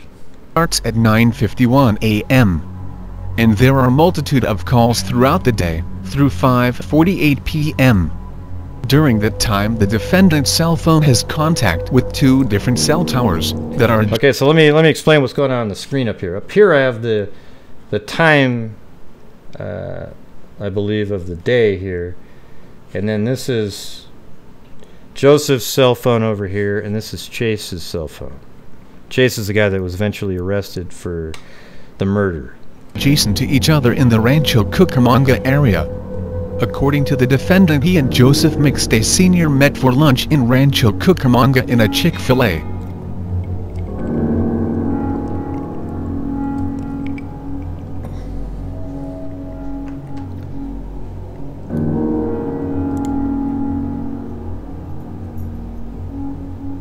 Between 9:51 and 5:48 there are 16 calls, where Chase Merritt called 949-295-7451. And then 11 times, that number called the number of Chase Merritt. The San Bernardino County Sheriff's Department identified that number as belonging to Joseph McStay Sr. The defendant received a call from Joseph McStay Sr. at 5:48 p.m. The call lasted approximately 2 minutes and 37 seconds. The next phone activity is at 9:32 p.m. on February 4th. The following is a hypothetical scenario of Chase Merritt's movements between 5:48 and 9:32 based on the cell tower.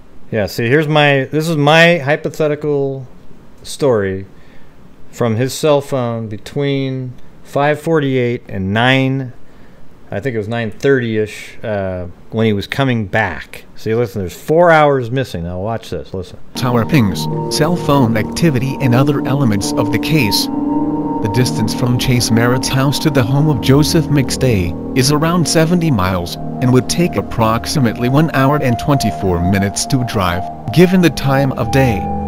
Assuming Chase left shortly after the 5:48 phone call, Chase would arrive at the McStay home around 7:15.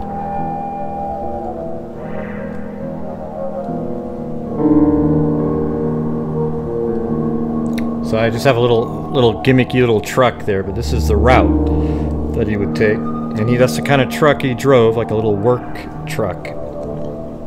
You know, with the doors During on the this side. 3 hour and 44 minutes gap, the defendant received 6 calls that all went to voicemail. According to AT&T, 5 of the calls came from a number belonging to Catherine Jarvis, Merritt's girlfriend.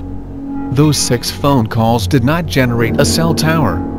The defendant's phone could have been in airplane mode, could have been out of range of a cell tower, or the phone could have been turned off.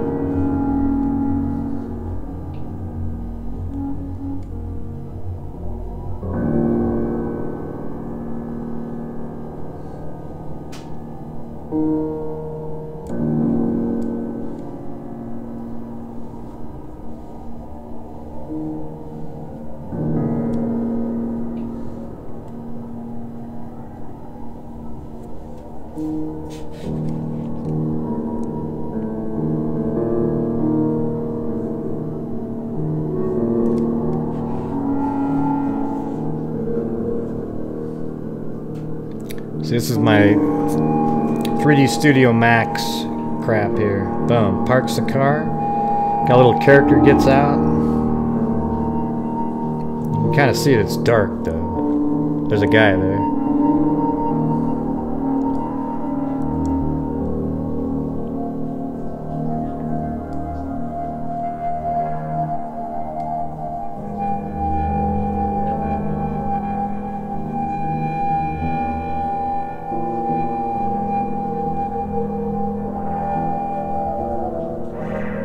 During the next 20 to 25 minutes, the entire McStay family was brutally murdered as described by Dr. Chanikar Chainsri, a forensic pathologist who examined the remains.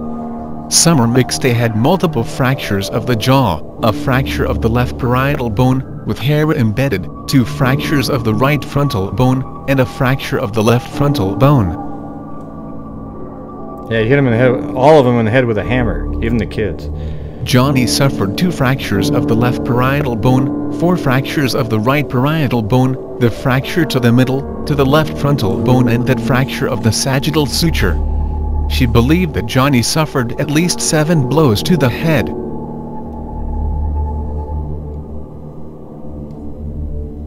Joseph, Jr., because of the minimal amount of remains that they recovered, she wasn't able to determine a cause of death. But based on the breaks in the skull and the circumstances surrounding the recovery of all of the family's remains, she determined it to be a homicide.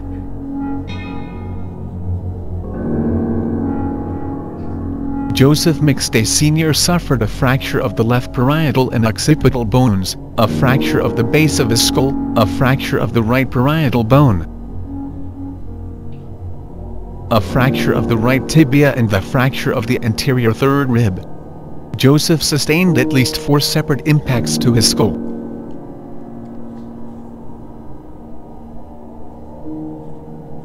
The defendant then prepped the bodies. He made sure he had all the cell phones and keys to the vehicles. Chase then backed his truck onto the driveway leading to the garage. He then loaded the bodies into the center of the vehicle, between the compartments.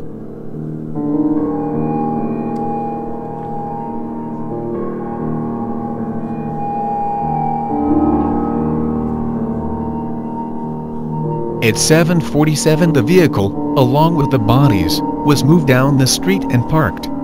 Video footage of a vehicle is captured pulling out of the driveway by a neighbor's surveillance camera. The placement of the muffler on this vehicle excluded the Isuzu Trooper as being the vehicle captured on the camera.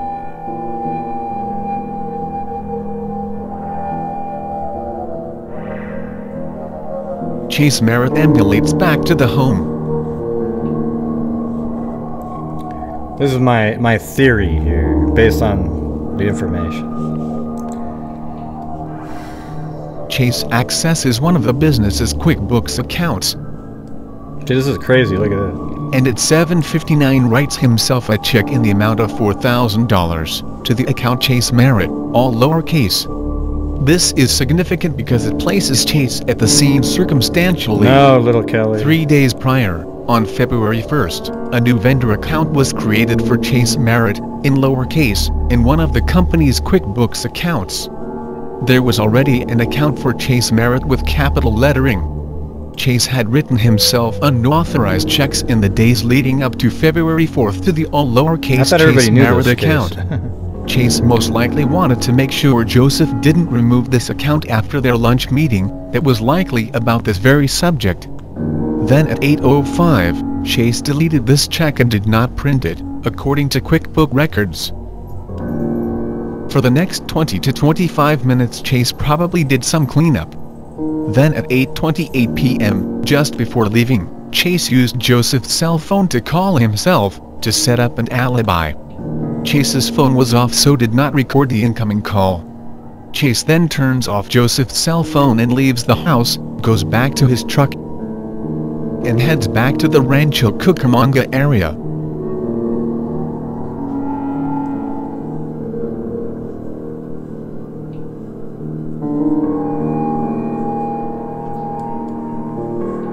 Look how accurate this is. Watch this. At 9:32 Chase Merritt felt safe to turn his phone on, and noticed that he missed the 5 calls from Catherine Jarvis. He then dialed Catherine's number, generating a cell tower near Mira Loma.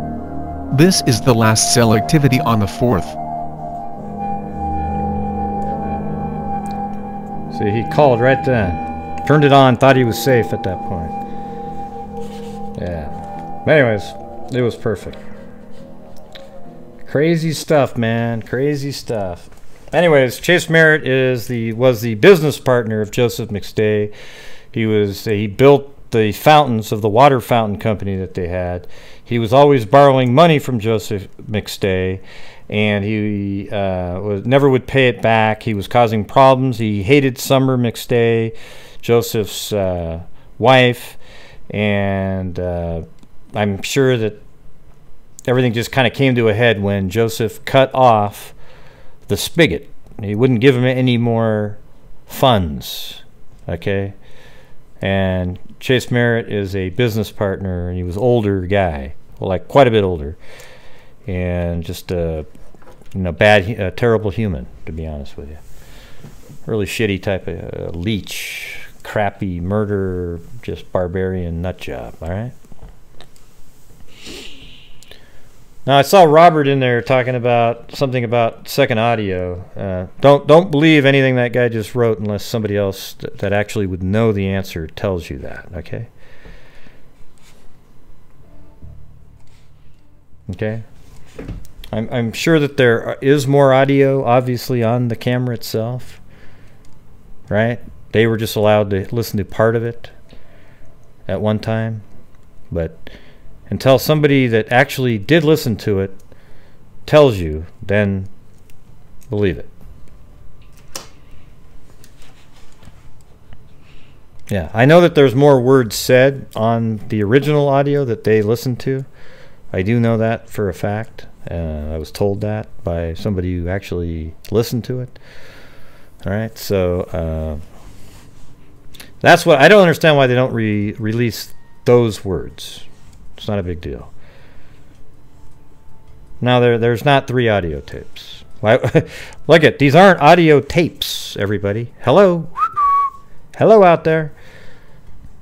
There's no audio tapes. Nobody made audio tapes. Libby didn't take audio tapes. All right. What she did was she filmed the suspect, and it recorded audio as all videos do. Okay, that's what happened. The phone, she was filming the person, it wiggled around in her hand, and then, she was filming it and kind of trying to be sly with it, and then when the suspect showed up, you couldn't see anything on the camera. It was kind of like filming the ground and stuff. But you could pick up the audio while she was still recording it. That's it. There was no separate recording. Like, oh, wow, she actually turned on the audio recording device. Oh. You know, I've heard people say that before. And it's like, no, that didn't happen. She was smart enough. She did it on purpose. She filmed the guy coming and was trying to hide the phone. And it recorded audio, too. So there's probably a lot of shitty audio on that tape that I think I could listen to it and deal with it. It might be a little harder now, you know, since I know Becky and all of them, but it's you know, I could do it. I've seen and heard a lot of horrible things, you know, just doing the research for a lot of the stuff that I do, and I'm sure you guys have too. But and I could see why not putting it out there. It sort of reminds me, like, you know, again in the Kenneka case, all these idiots who wanted to get all this information. Then they therefore had to put out all the autopsy, you know, not the autopsy, but the death scene photos, all this different information. So now on the internet you see Kenneka not alive in the freezer because all of these people just couldn't let it be what it was, an accident. Okay? And so sometimes it's better like that. If they can't think of a reason to put out all the other audio, then they shouldn't do it. However, I actually believe that sometimes there's people in society that are better at figuring things out like that than even they are. And that's just the truth. They could have all this training, they could have all this stuff, but they might not be able to hear something or pick something out that they, you know, might have been able to, but just didn't do it.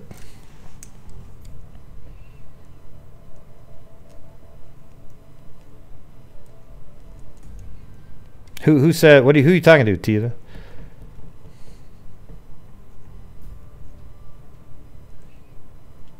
Get him walking on the bridge. Who said something about walking on the bridge? Hey, thanks, MP.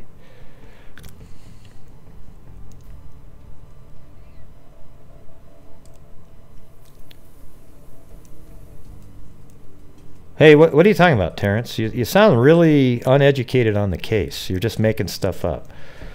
All right? You're really just kind of randomly typing stuff in that has nothing to do with anything.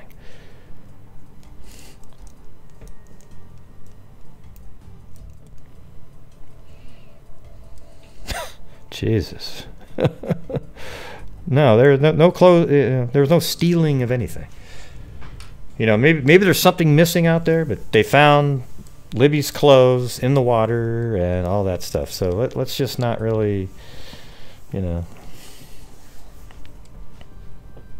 God, it's amazing how there's just so much of this crap that goes on. This is why I made the debunking videos that I made. Okay? This is why I did all that stuff. Because there's people that still show up to this day believing the stuff they originally heard and never changed because they never heard the counter, the reality of it, the trueness, you know. Nah, that's okay. I'm not going to check them out. Sorry about that.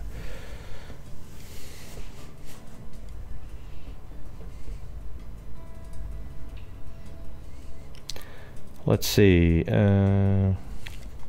I usually get, whenever I watch somebody's videos, I get frustrated.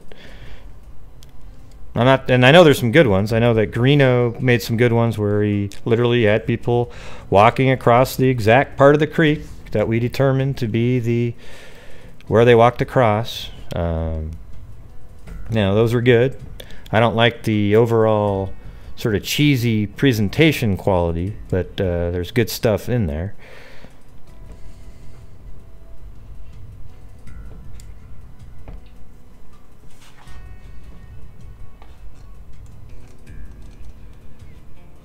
What did I didn't see anything that now I'm looking up to see what Claudio said. I didn't see anything. Let's see. Ah, jeez.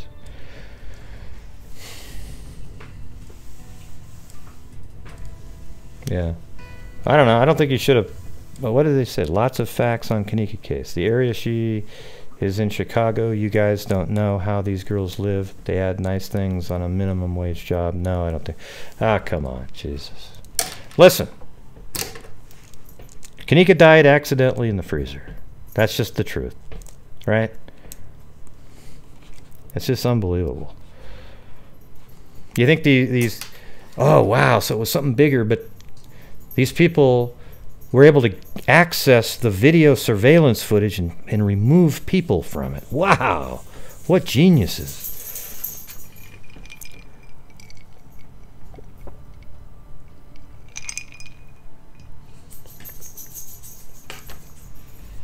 Yeah, nobody asked anything about the killer didn't ask anything about clothes. That never happened.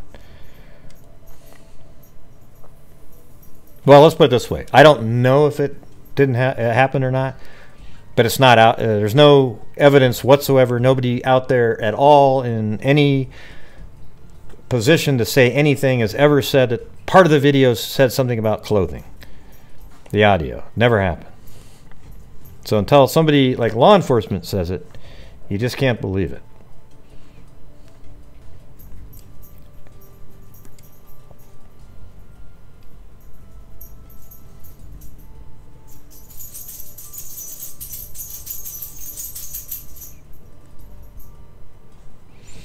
Yeah, I'm just trying to catch up on some of these comments. My God. Yeah, the Catholic... Yeah, I mean, I would assume that the killer in Libby and Abbey made them take the clothes. That's not what you wrote above, though. That's not how you wrote it. You wrote something else, that it was on audio. Okay, that's what you said. Yep, Blue's wiggling around in the background. You got it. You guys nailed it. Hey, Blue. Where are you, Blue? Come here, Blue. Come here, Blue.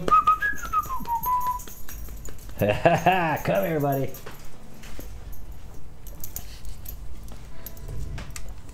All right, let's see if I can get Blue on here.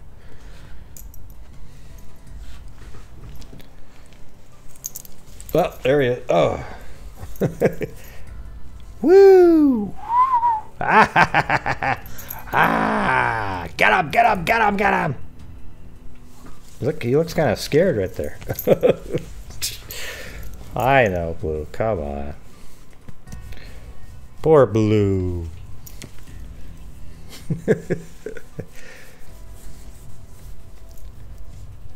Okay.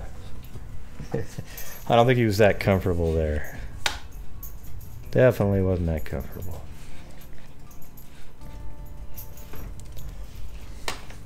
Yeah, I never thought, like I said before, I didn't think I was ever going to like Chihuahuas, but man, they're the best dogs I've ever had. Easy. Not even close.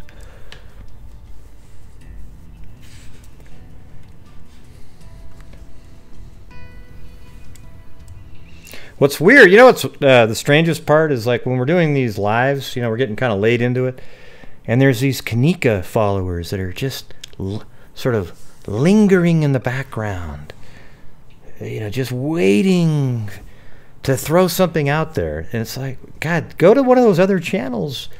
Okay, I'm done making videos on it. I use it as an example a lot of just the pure insanity that goes on in cases. That's it.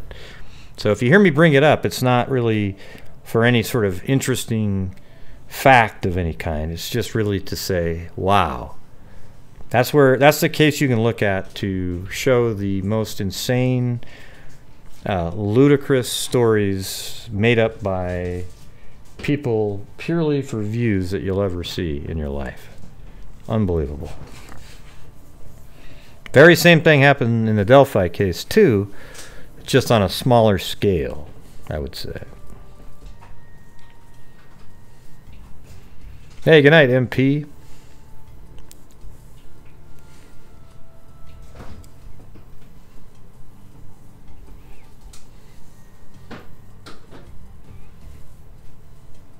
Well, I wasn't even talking about you. I don't even know what you wrote, Amy.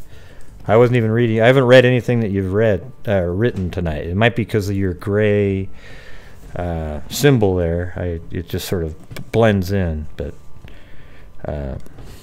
So I wasn't even talking to you. Yeah, we discussed a lot of stuff tonight, to be honest with you. This was like a marathon of different things.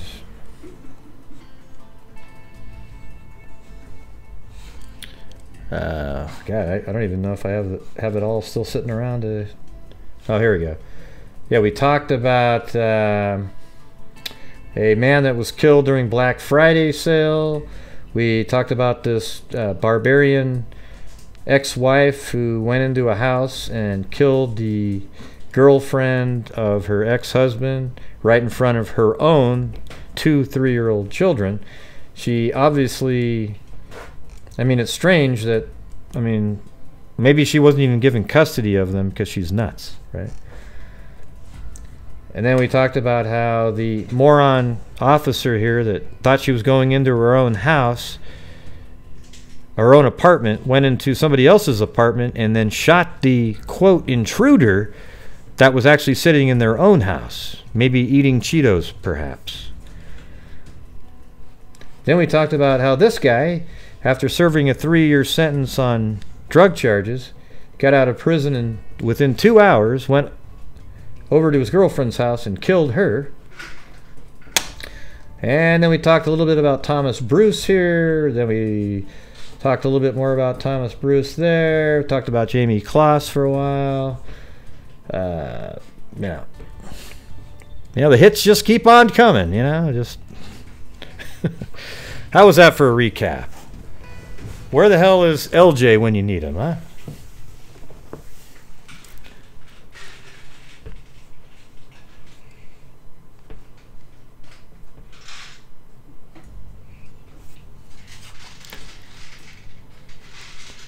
Let me see this one. I like reading these. Yeah. I know that the uncle died, and I know Zach TV died, but those are unrelated to the Kenneka Jenkins case. Zach TV was a big guy, you know, like he covered all kinds of different stuff, and the uncle, you know, who knows? You know, it's a dangerous city. You don't want to live in that city.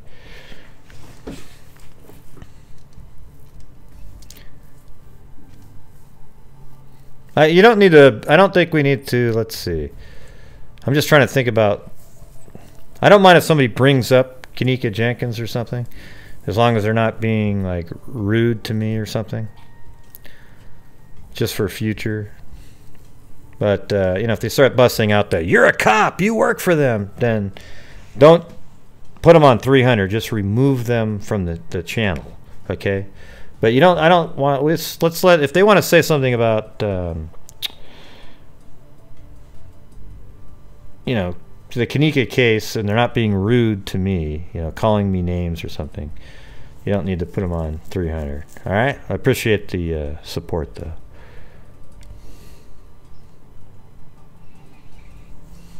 The bellboy. Oh yeah. No, I was the 911 caller. I mean, operator, excuse me. I was the 911 operator, the security guard. Let's see. I was a cop, the attorney, Matthew Rose, apparently. You know what was hilarious? One of these YouTubers was so stupid that they literally called up Matthew Rose, the attorney who actually, the FOIA attorney who sent out who was responsible for sending the external hard drives to people. So one of these YouTubers literally called them up and said, hey, aren't you really, and literally recorded this and said, hey,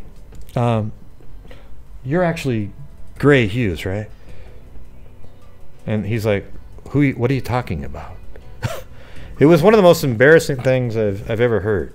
You know, because I'm over here knowing who I am, listening to it and just going, this guy is being called up by a troll, and they're asking him if they're really me, and they're just laughing.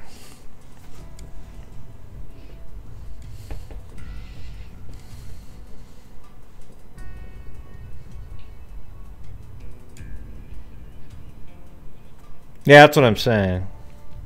I mean, like if somebody makes a Kenneka comment, I mean, I don't like him anymore because the thing is that case is closed and it's an accident, and all the autopsies proved it.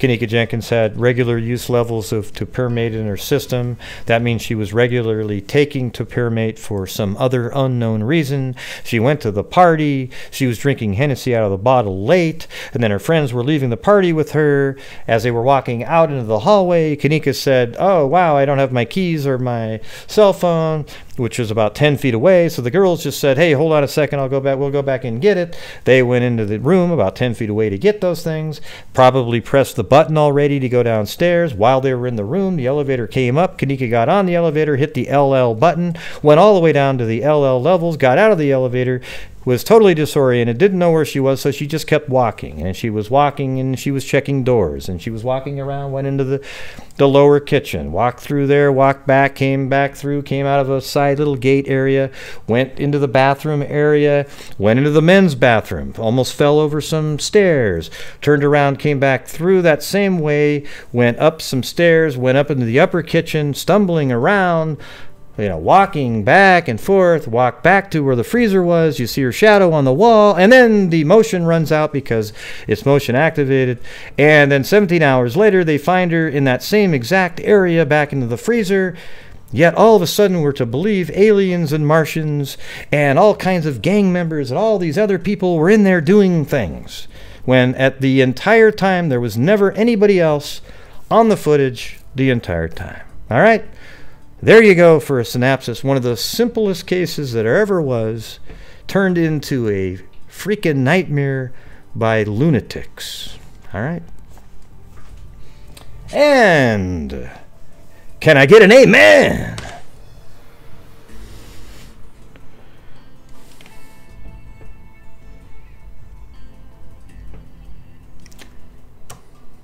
All right, that's what I was looking for.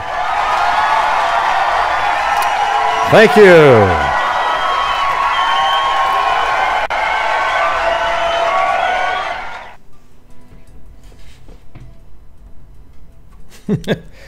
All right. Hey, how many likes we got? Let's get those suckers up, man. What do we got? How many people are still watching this?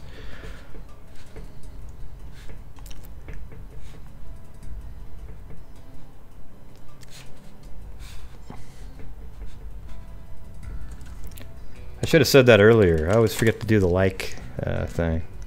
Oh well.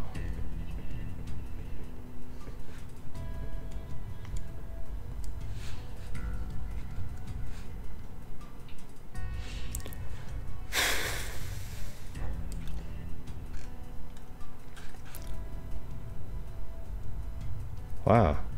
Is this all today? Man, you guys are I don't think I've had that many super chats since I've been doing this. Very cool. Thank you. Anyways, yeah, hit that like button if you could. I'd appreciate it.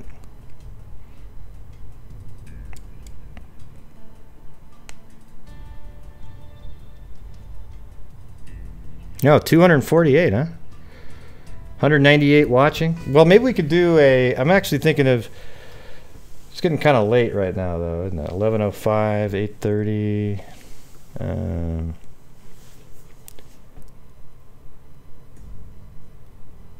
I don't know, Terrence. The case is closed, though. Teresa's autopsy report also showed no foul play. See, what does that have to do with anything, though, too? Think about that. What does it have to do with anything? Just watch the surveillance footage. She was alone the entire time. At 3:30 in the morning, walking in the lower levels, the one place you wouldn't want to be at 3:30 because there's nobody around to see you. Okay? There's nothing. That's it. You're going to be like the Watts people. That's what I was claiming earlier. You are going to be looking into this case for the rest of your life, and it'll never change. They'll just get more wild and wild conspiracy theories.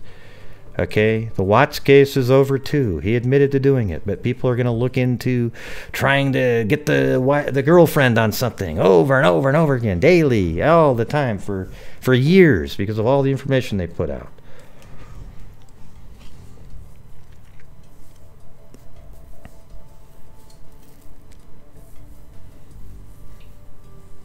Yeah, it's like, yeah, exactly. Just move on. I mean, we've been off this case for a long time.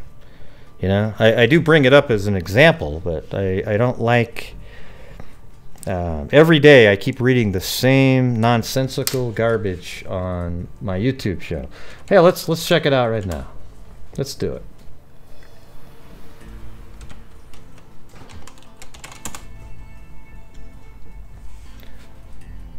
Let's see if I've gotten any since. Here's one down here. Oh, she didn't walk into the freezer. She was out there. It was so obvious in the picture. Her pants are pulled down and her shirt is up. Yeah, she did walk into the freezer. As a matter of fact, her pants were down and she had to. Her pants fell down multiple times on surveillance, and her shirt had to be. Her breasts came out of her shirt multiple times on surveillance, and she had to put them in. And yet, when she's found on the ground with one of her breasts out, or her breasts out, and her pants slightly down, all of a sudden that means something. When you actually see her walking around like that.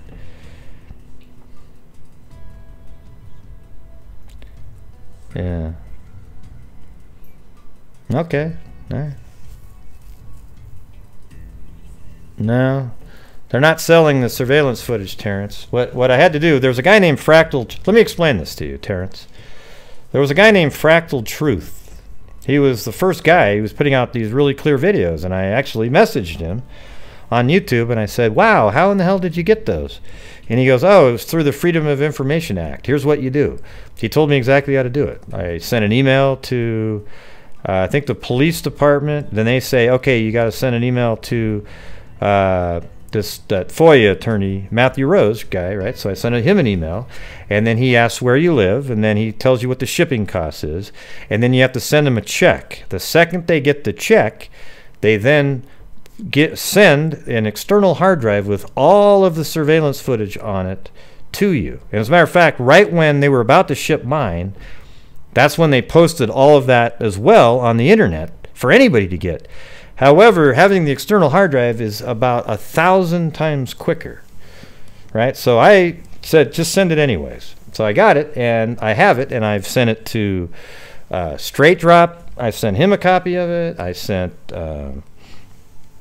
Mike Mecca a copy of it. You know, the very appreciative Mike Mecca, who's just the bastion of the community. Right, so I have all the surveillance footage, and when you look at it, it's crystal clear stuff. You know, other than, you know, it's 640 by 480, but it's not the stuff that you see on the internet that's all blurry and looks like crap. Okay. What do you mean? You're telling me you didn't buy the footage? What are you talking about, Terrence? What do you mean by buy the footage? Yes, I paid $67. I just explained it to you. It was almost like you didn't listen or something. Or do you have comprehension problems? Listen, the hard drive itself was $50, and then I had to pay $17 for shipping. So I spent $67, right? Do you understand that? Or do you still need more, you know, like explanation of it? Well, no, Mike Mecca didn't. Yeah, you don't even know what Mike Mecca, if he doesn't say that I sent him the surveillance footage, then he's a liar, okay? Because I sent it to him. Paid for the footage. Yeah, I do. I did. I just told you. I paid $50 for the hard drive and $17 for the shipping. Yes, I bought the videos. No, there's nobody was selling anything. Mike Mecca never said it. Listen, I don't get along with Mike Mecca anymore at all. He's like a user of people, okay? And just out of nowhere, he just attacks people because they don't agree with him. All right? The guy totally screwed up as far as I go, right? No, he never said that, Terrence. He never said that. He never said I bought the video from the family. That's total bullshit. You probably were smoking pot and didn't hear what he said. Okay, yeah, go ahead and forward it to me. My email is in the description of the video.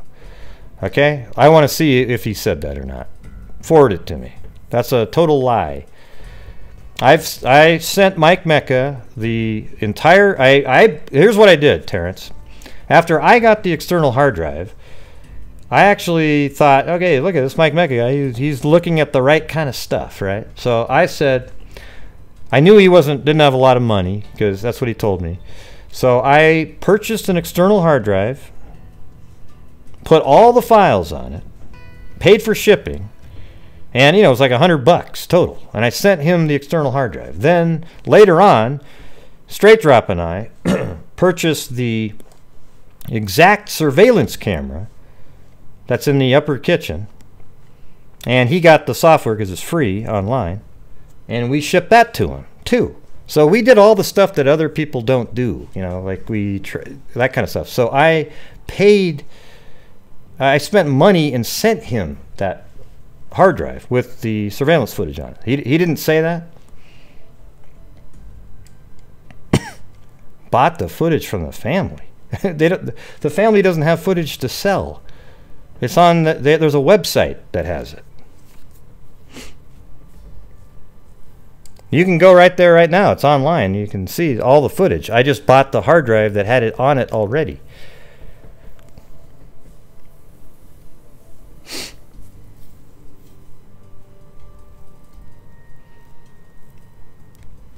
What's unbelievable, Terrence? What's unbelievable? That Mike Mecca lied, or are you thinking that what I'm saying isn't true?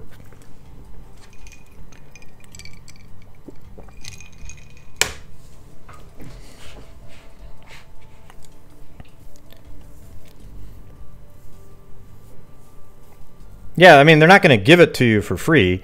Like, the government isn't going to spend $50 and send somebody a hard drive. They want to get paid back for it, right?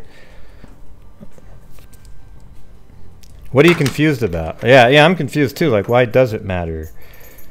Everybody who purchased the external hard drive had to send money in to get it. And mine, I had to spend $67 because of the shipping cost. Yeah, I don't think they're making money off of it. I think they figure out where you're going, and then they buy these hard drives. That's about what they cost.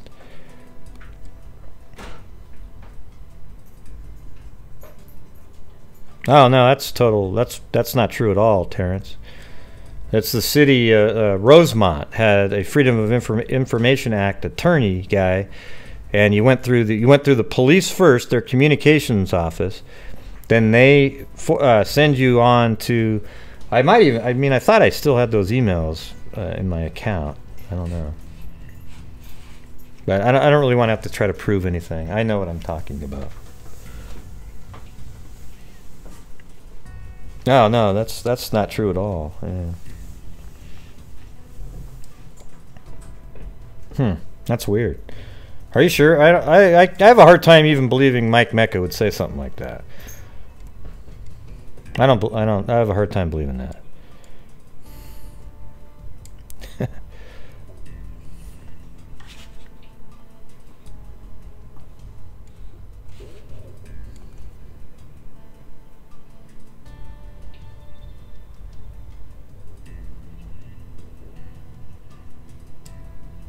Yeah.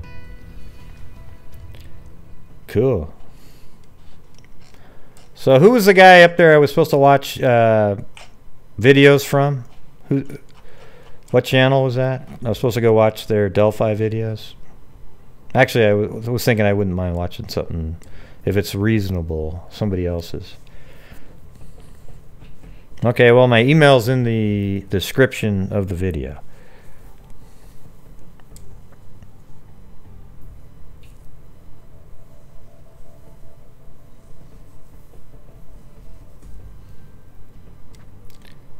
Hey, Sarah Beth Colagrass. Who was that I was supposed to be watching that you... Oh, Terrence. Okay. Is that who it was? No, that wasn't Terrence. Who was that you wanted me to watch on YouTube?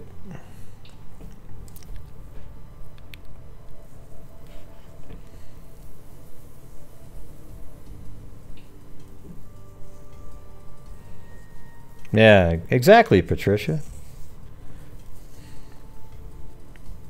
No, it wasn't Anthony Greeno. It was somebody else. Oh, I thought you were saying for me to watch. Oh, that's funny. I thought you were telling me to watch some other YouTuber. Ah, man.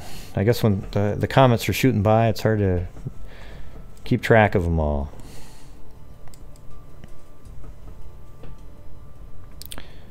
Hey, yeah, it's good, Claudia. You've typed it in like 5 times already. Good stuff.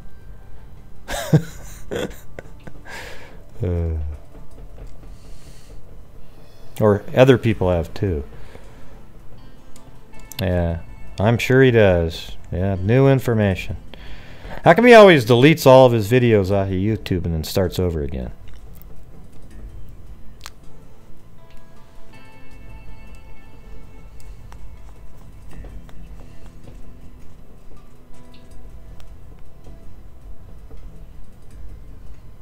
Yeah, I've made on the Kanika Jenkins case, Terrence, I made probably 80 videos, and almost I'd say 70 of them are debunking the madness, and maybe 10 of them or so are just me tracking around different individuals, showing that they had nothing to do with anything, because they don't.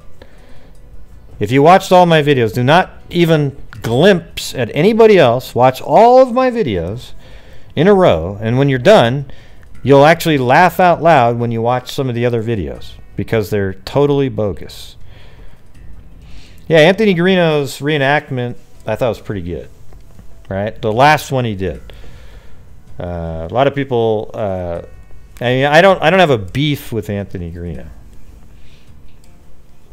At least he makes videos, and I thought the ones where he was crossing the creek, and showed the down the hill part and this and that and the other thing, were decent. It's just all the kind of the goofy intro music and stuff that it drops the level down a lot. We're like, hi, yes, I do, and this whole little deep voice, it's kind of cheesy, right?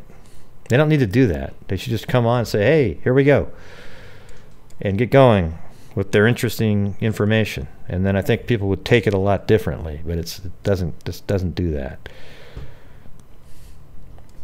Yeah, well, maybe I'll check that out.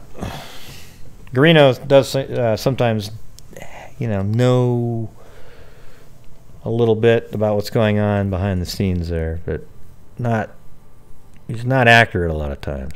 I know that for sure. So he could have a bit of information somewhere.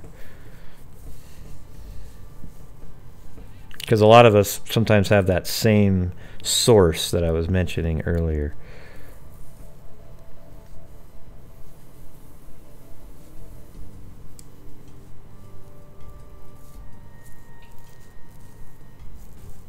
What are you talking about, Jay?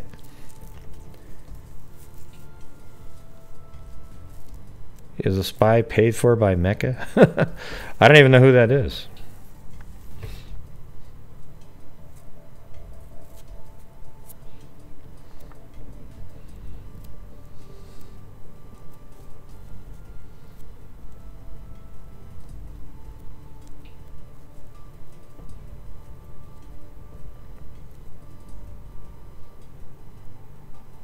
I don't even know who that is, though. What does that mean?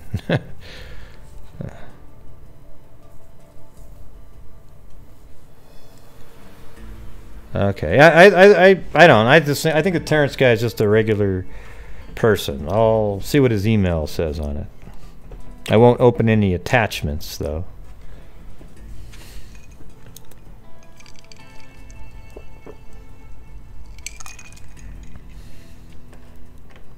I don't know who that is, though. How do you know who that is? Like, what his name is or anything? I'm confused at reading the comments right now. Okay, well, I mean, he's not hiding it if it's right there, right?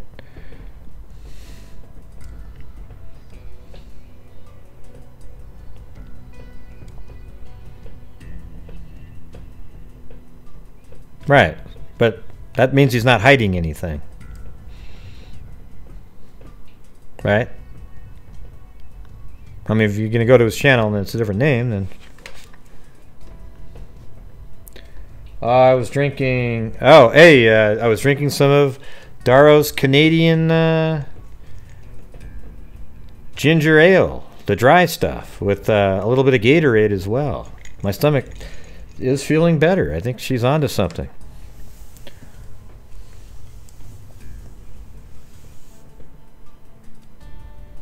Yeah, well, you probably... Thanks for letting me know. We'll see. We'll see what happens. Maybe sends an email or something.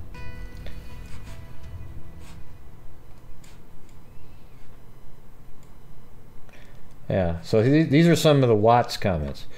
Martha Gates, he just threw his controlling wife an excuse to justify his evil actions. Martha Gates, he has a horrible brain disorder. What you might think is controlling can be direct cause of OCD. You have no idea if she had intrusive thoughts, if someone was disrupted. You really need to educate yourself about this. He did a complete 180 on his wife. He went from showing love, having sex, and communicating with her to a complete stranger to her. He was a disgusting cheater and now a wife, children killer. See how emotional people get in this? That's why I don't want to do it. Because as soon as you start listening to stuff like this, all reason and logic go out the window, even if it's accurate.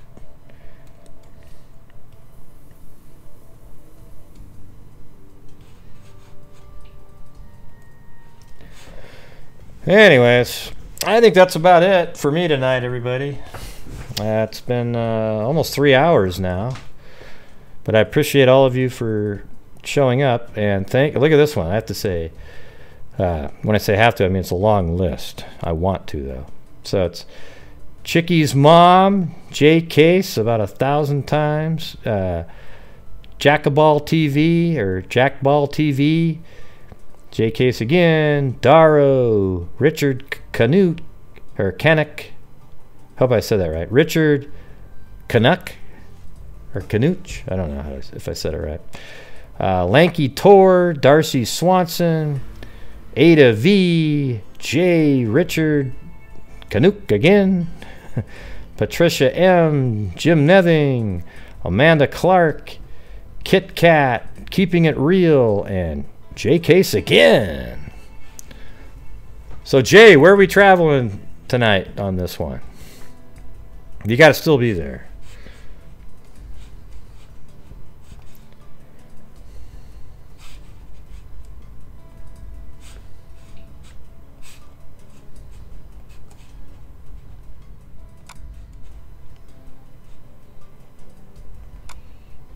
Vegas, huh?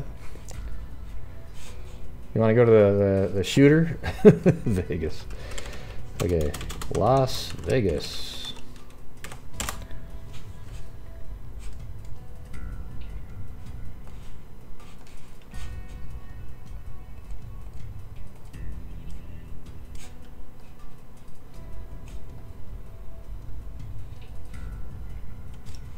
Stephen Kocher. That was an interesting case. You remember that when we went over Stephen Kocher?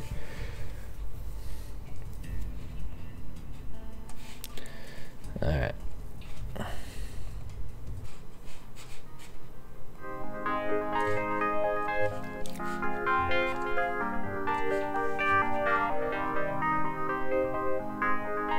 Oh, look at that golf course right there, just in the middle of cement.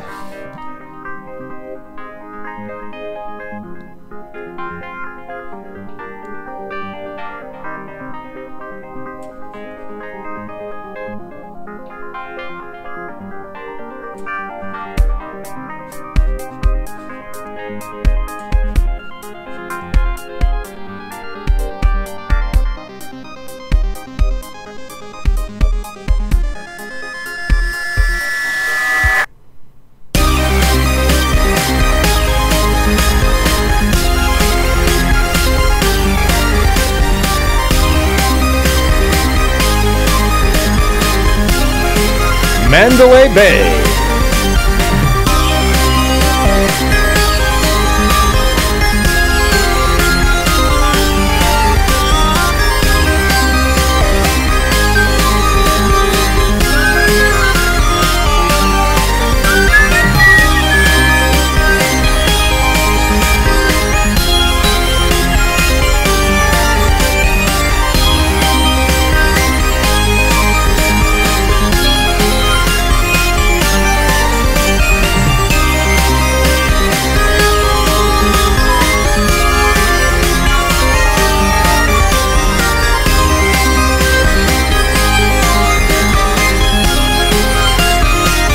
David Copperfield. God, I mean, Google Earth is pretty amazing right now. It's crazy.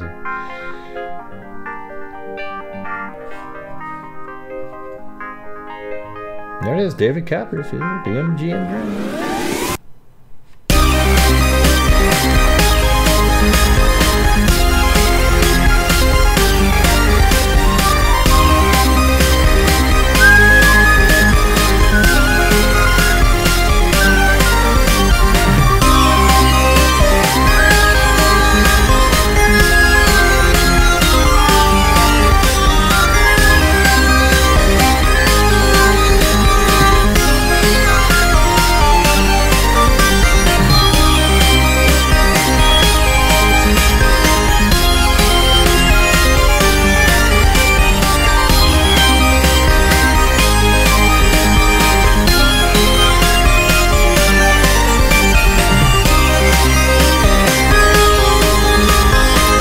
Thank you. Well, thank you very much.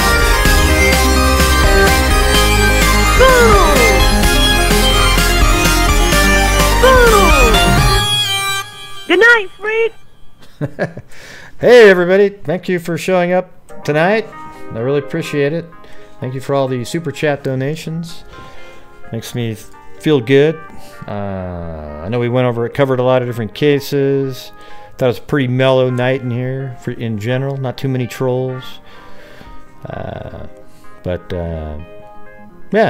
was fun. That was kind of like almost old times, right? A little bit later in the evening, going into the evening, with everybody just hanging out and talking about crimes, going over different cases. But definitely going to cover the. See if you guys can watch the videos on that case that I mentioned earlier. That was on People Magazine. Definitely, you guys want to watch that before the show. Let me turn this down, because I'm actually going to have the cousin on with the actual sister of the person who got either murdered. I think it sounds like she was murdered, but we don't really know for sure, but it does seem like that. And even her husband says that, but a lot of people think maybe he's the one. Yeah, Nanette Krentel. That's right. So make sure you guys read up on that, watch the videos on that, and then sometime during this week they're going to come on and discuss the case. I'll probably mainly listen, maybe ask some questions here and there, but they're going to talk about it. All right, everybody? So that's all I have for you on this episode, and Blue says good night. He's not with me right now, but he was earlier, and you can still see the Christmas tree in the background. There's a little Santa Claus. I don't know if you can see that, but right back there, if you turn him on, he'll actually climb up this ladder like he's putting lights. I thought it was kind of cool, but that's it, everybody. Thank you for showing up tonight, and until next time, be safe out there.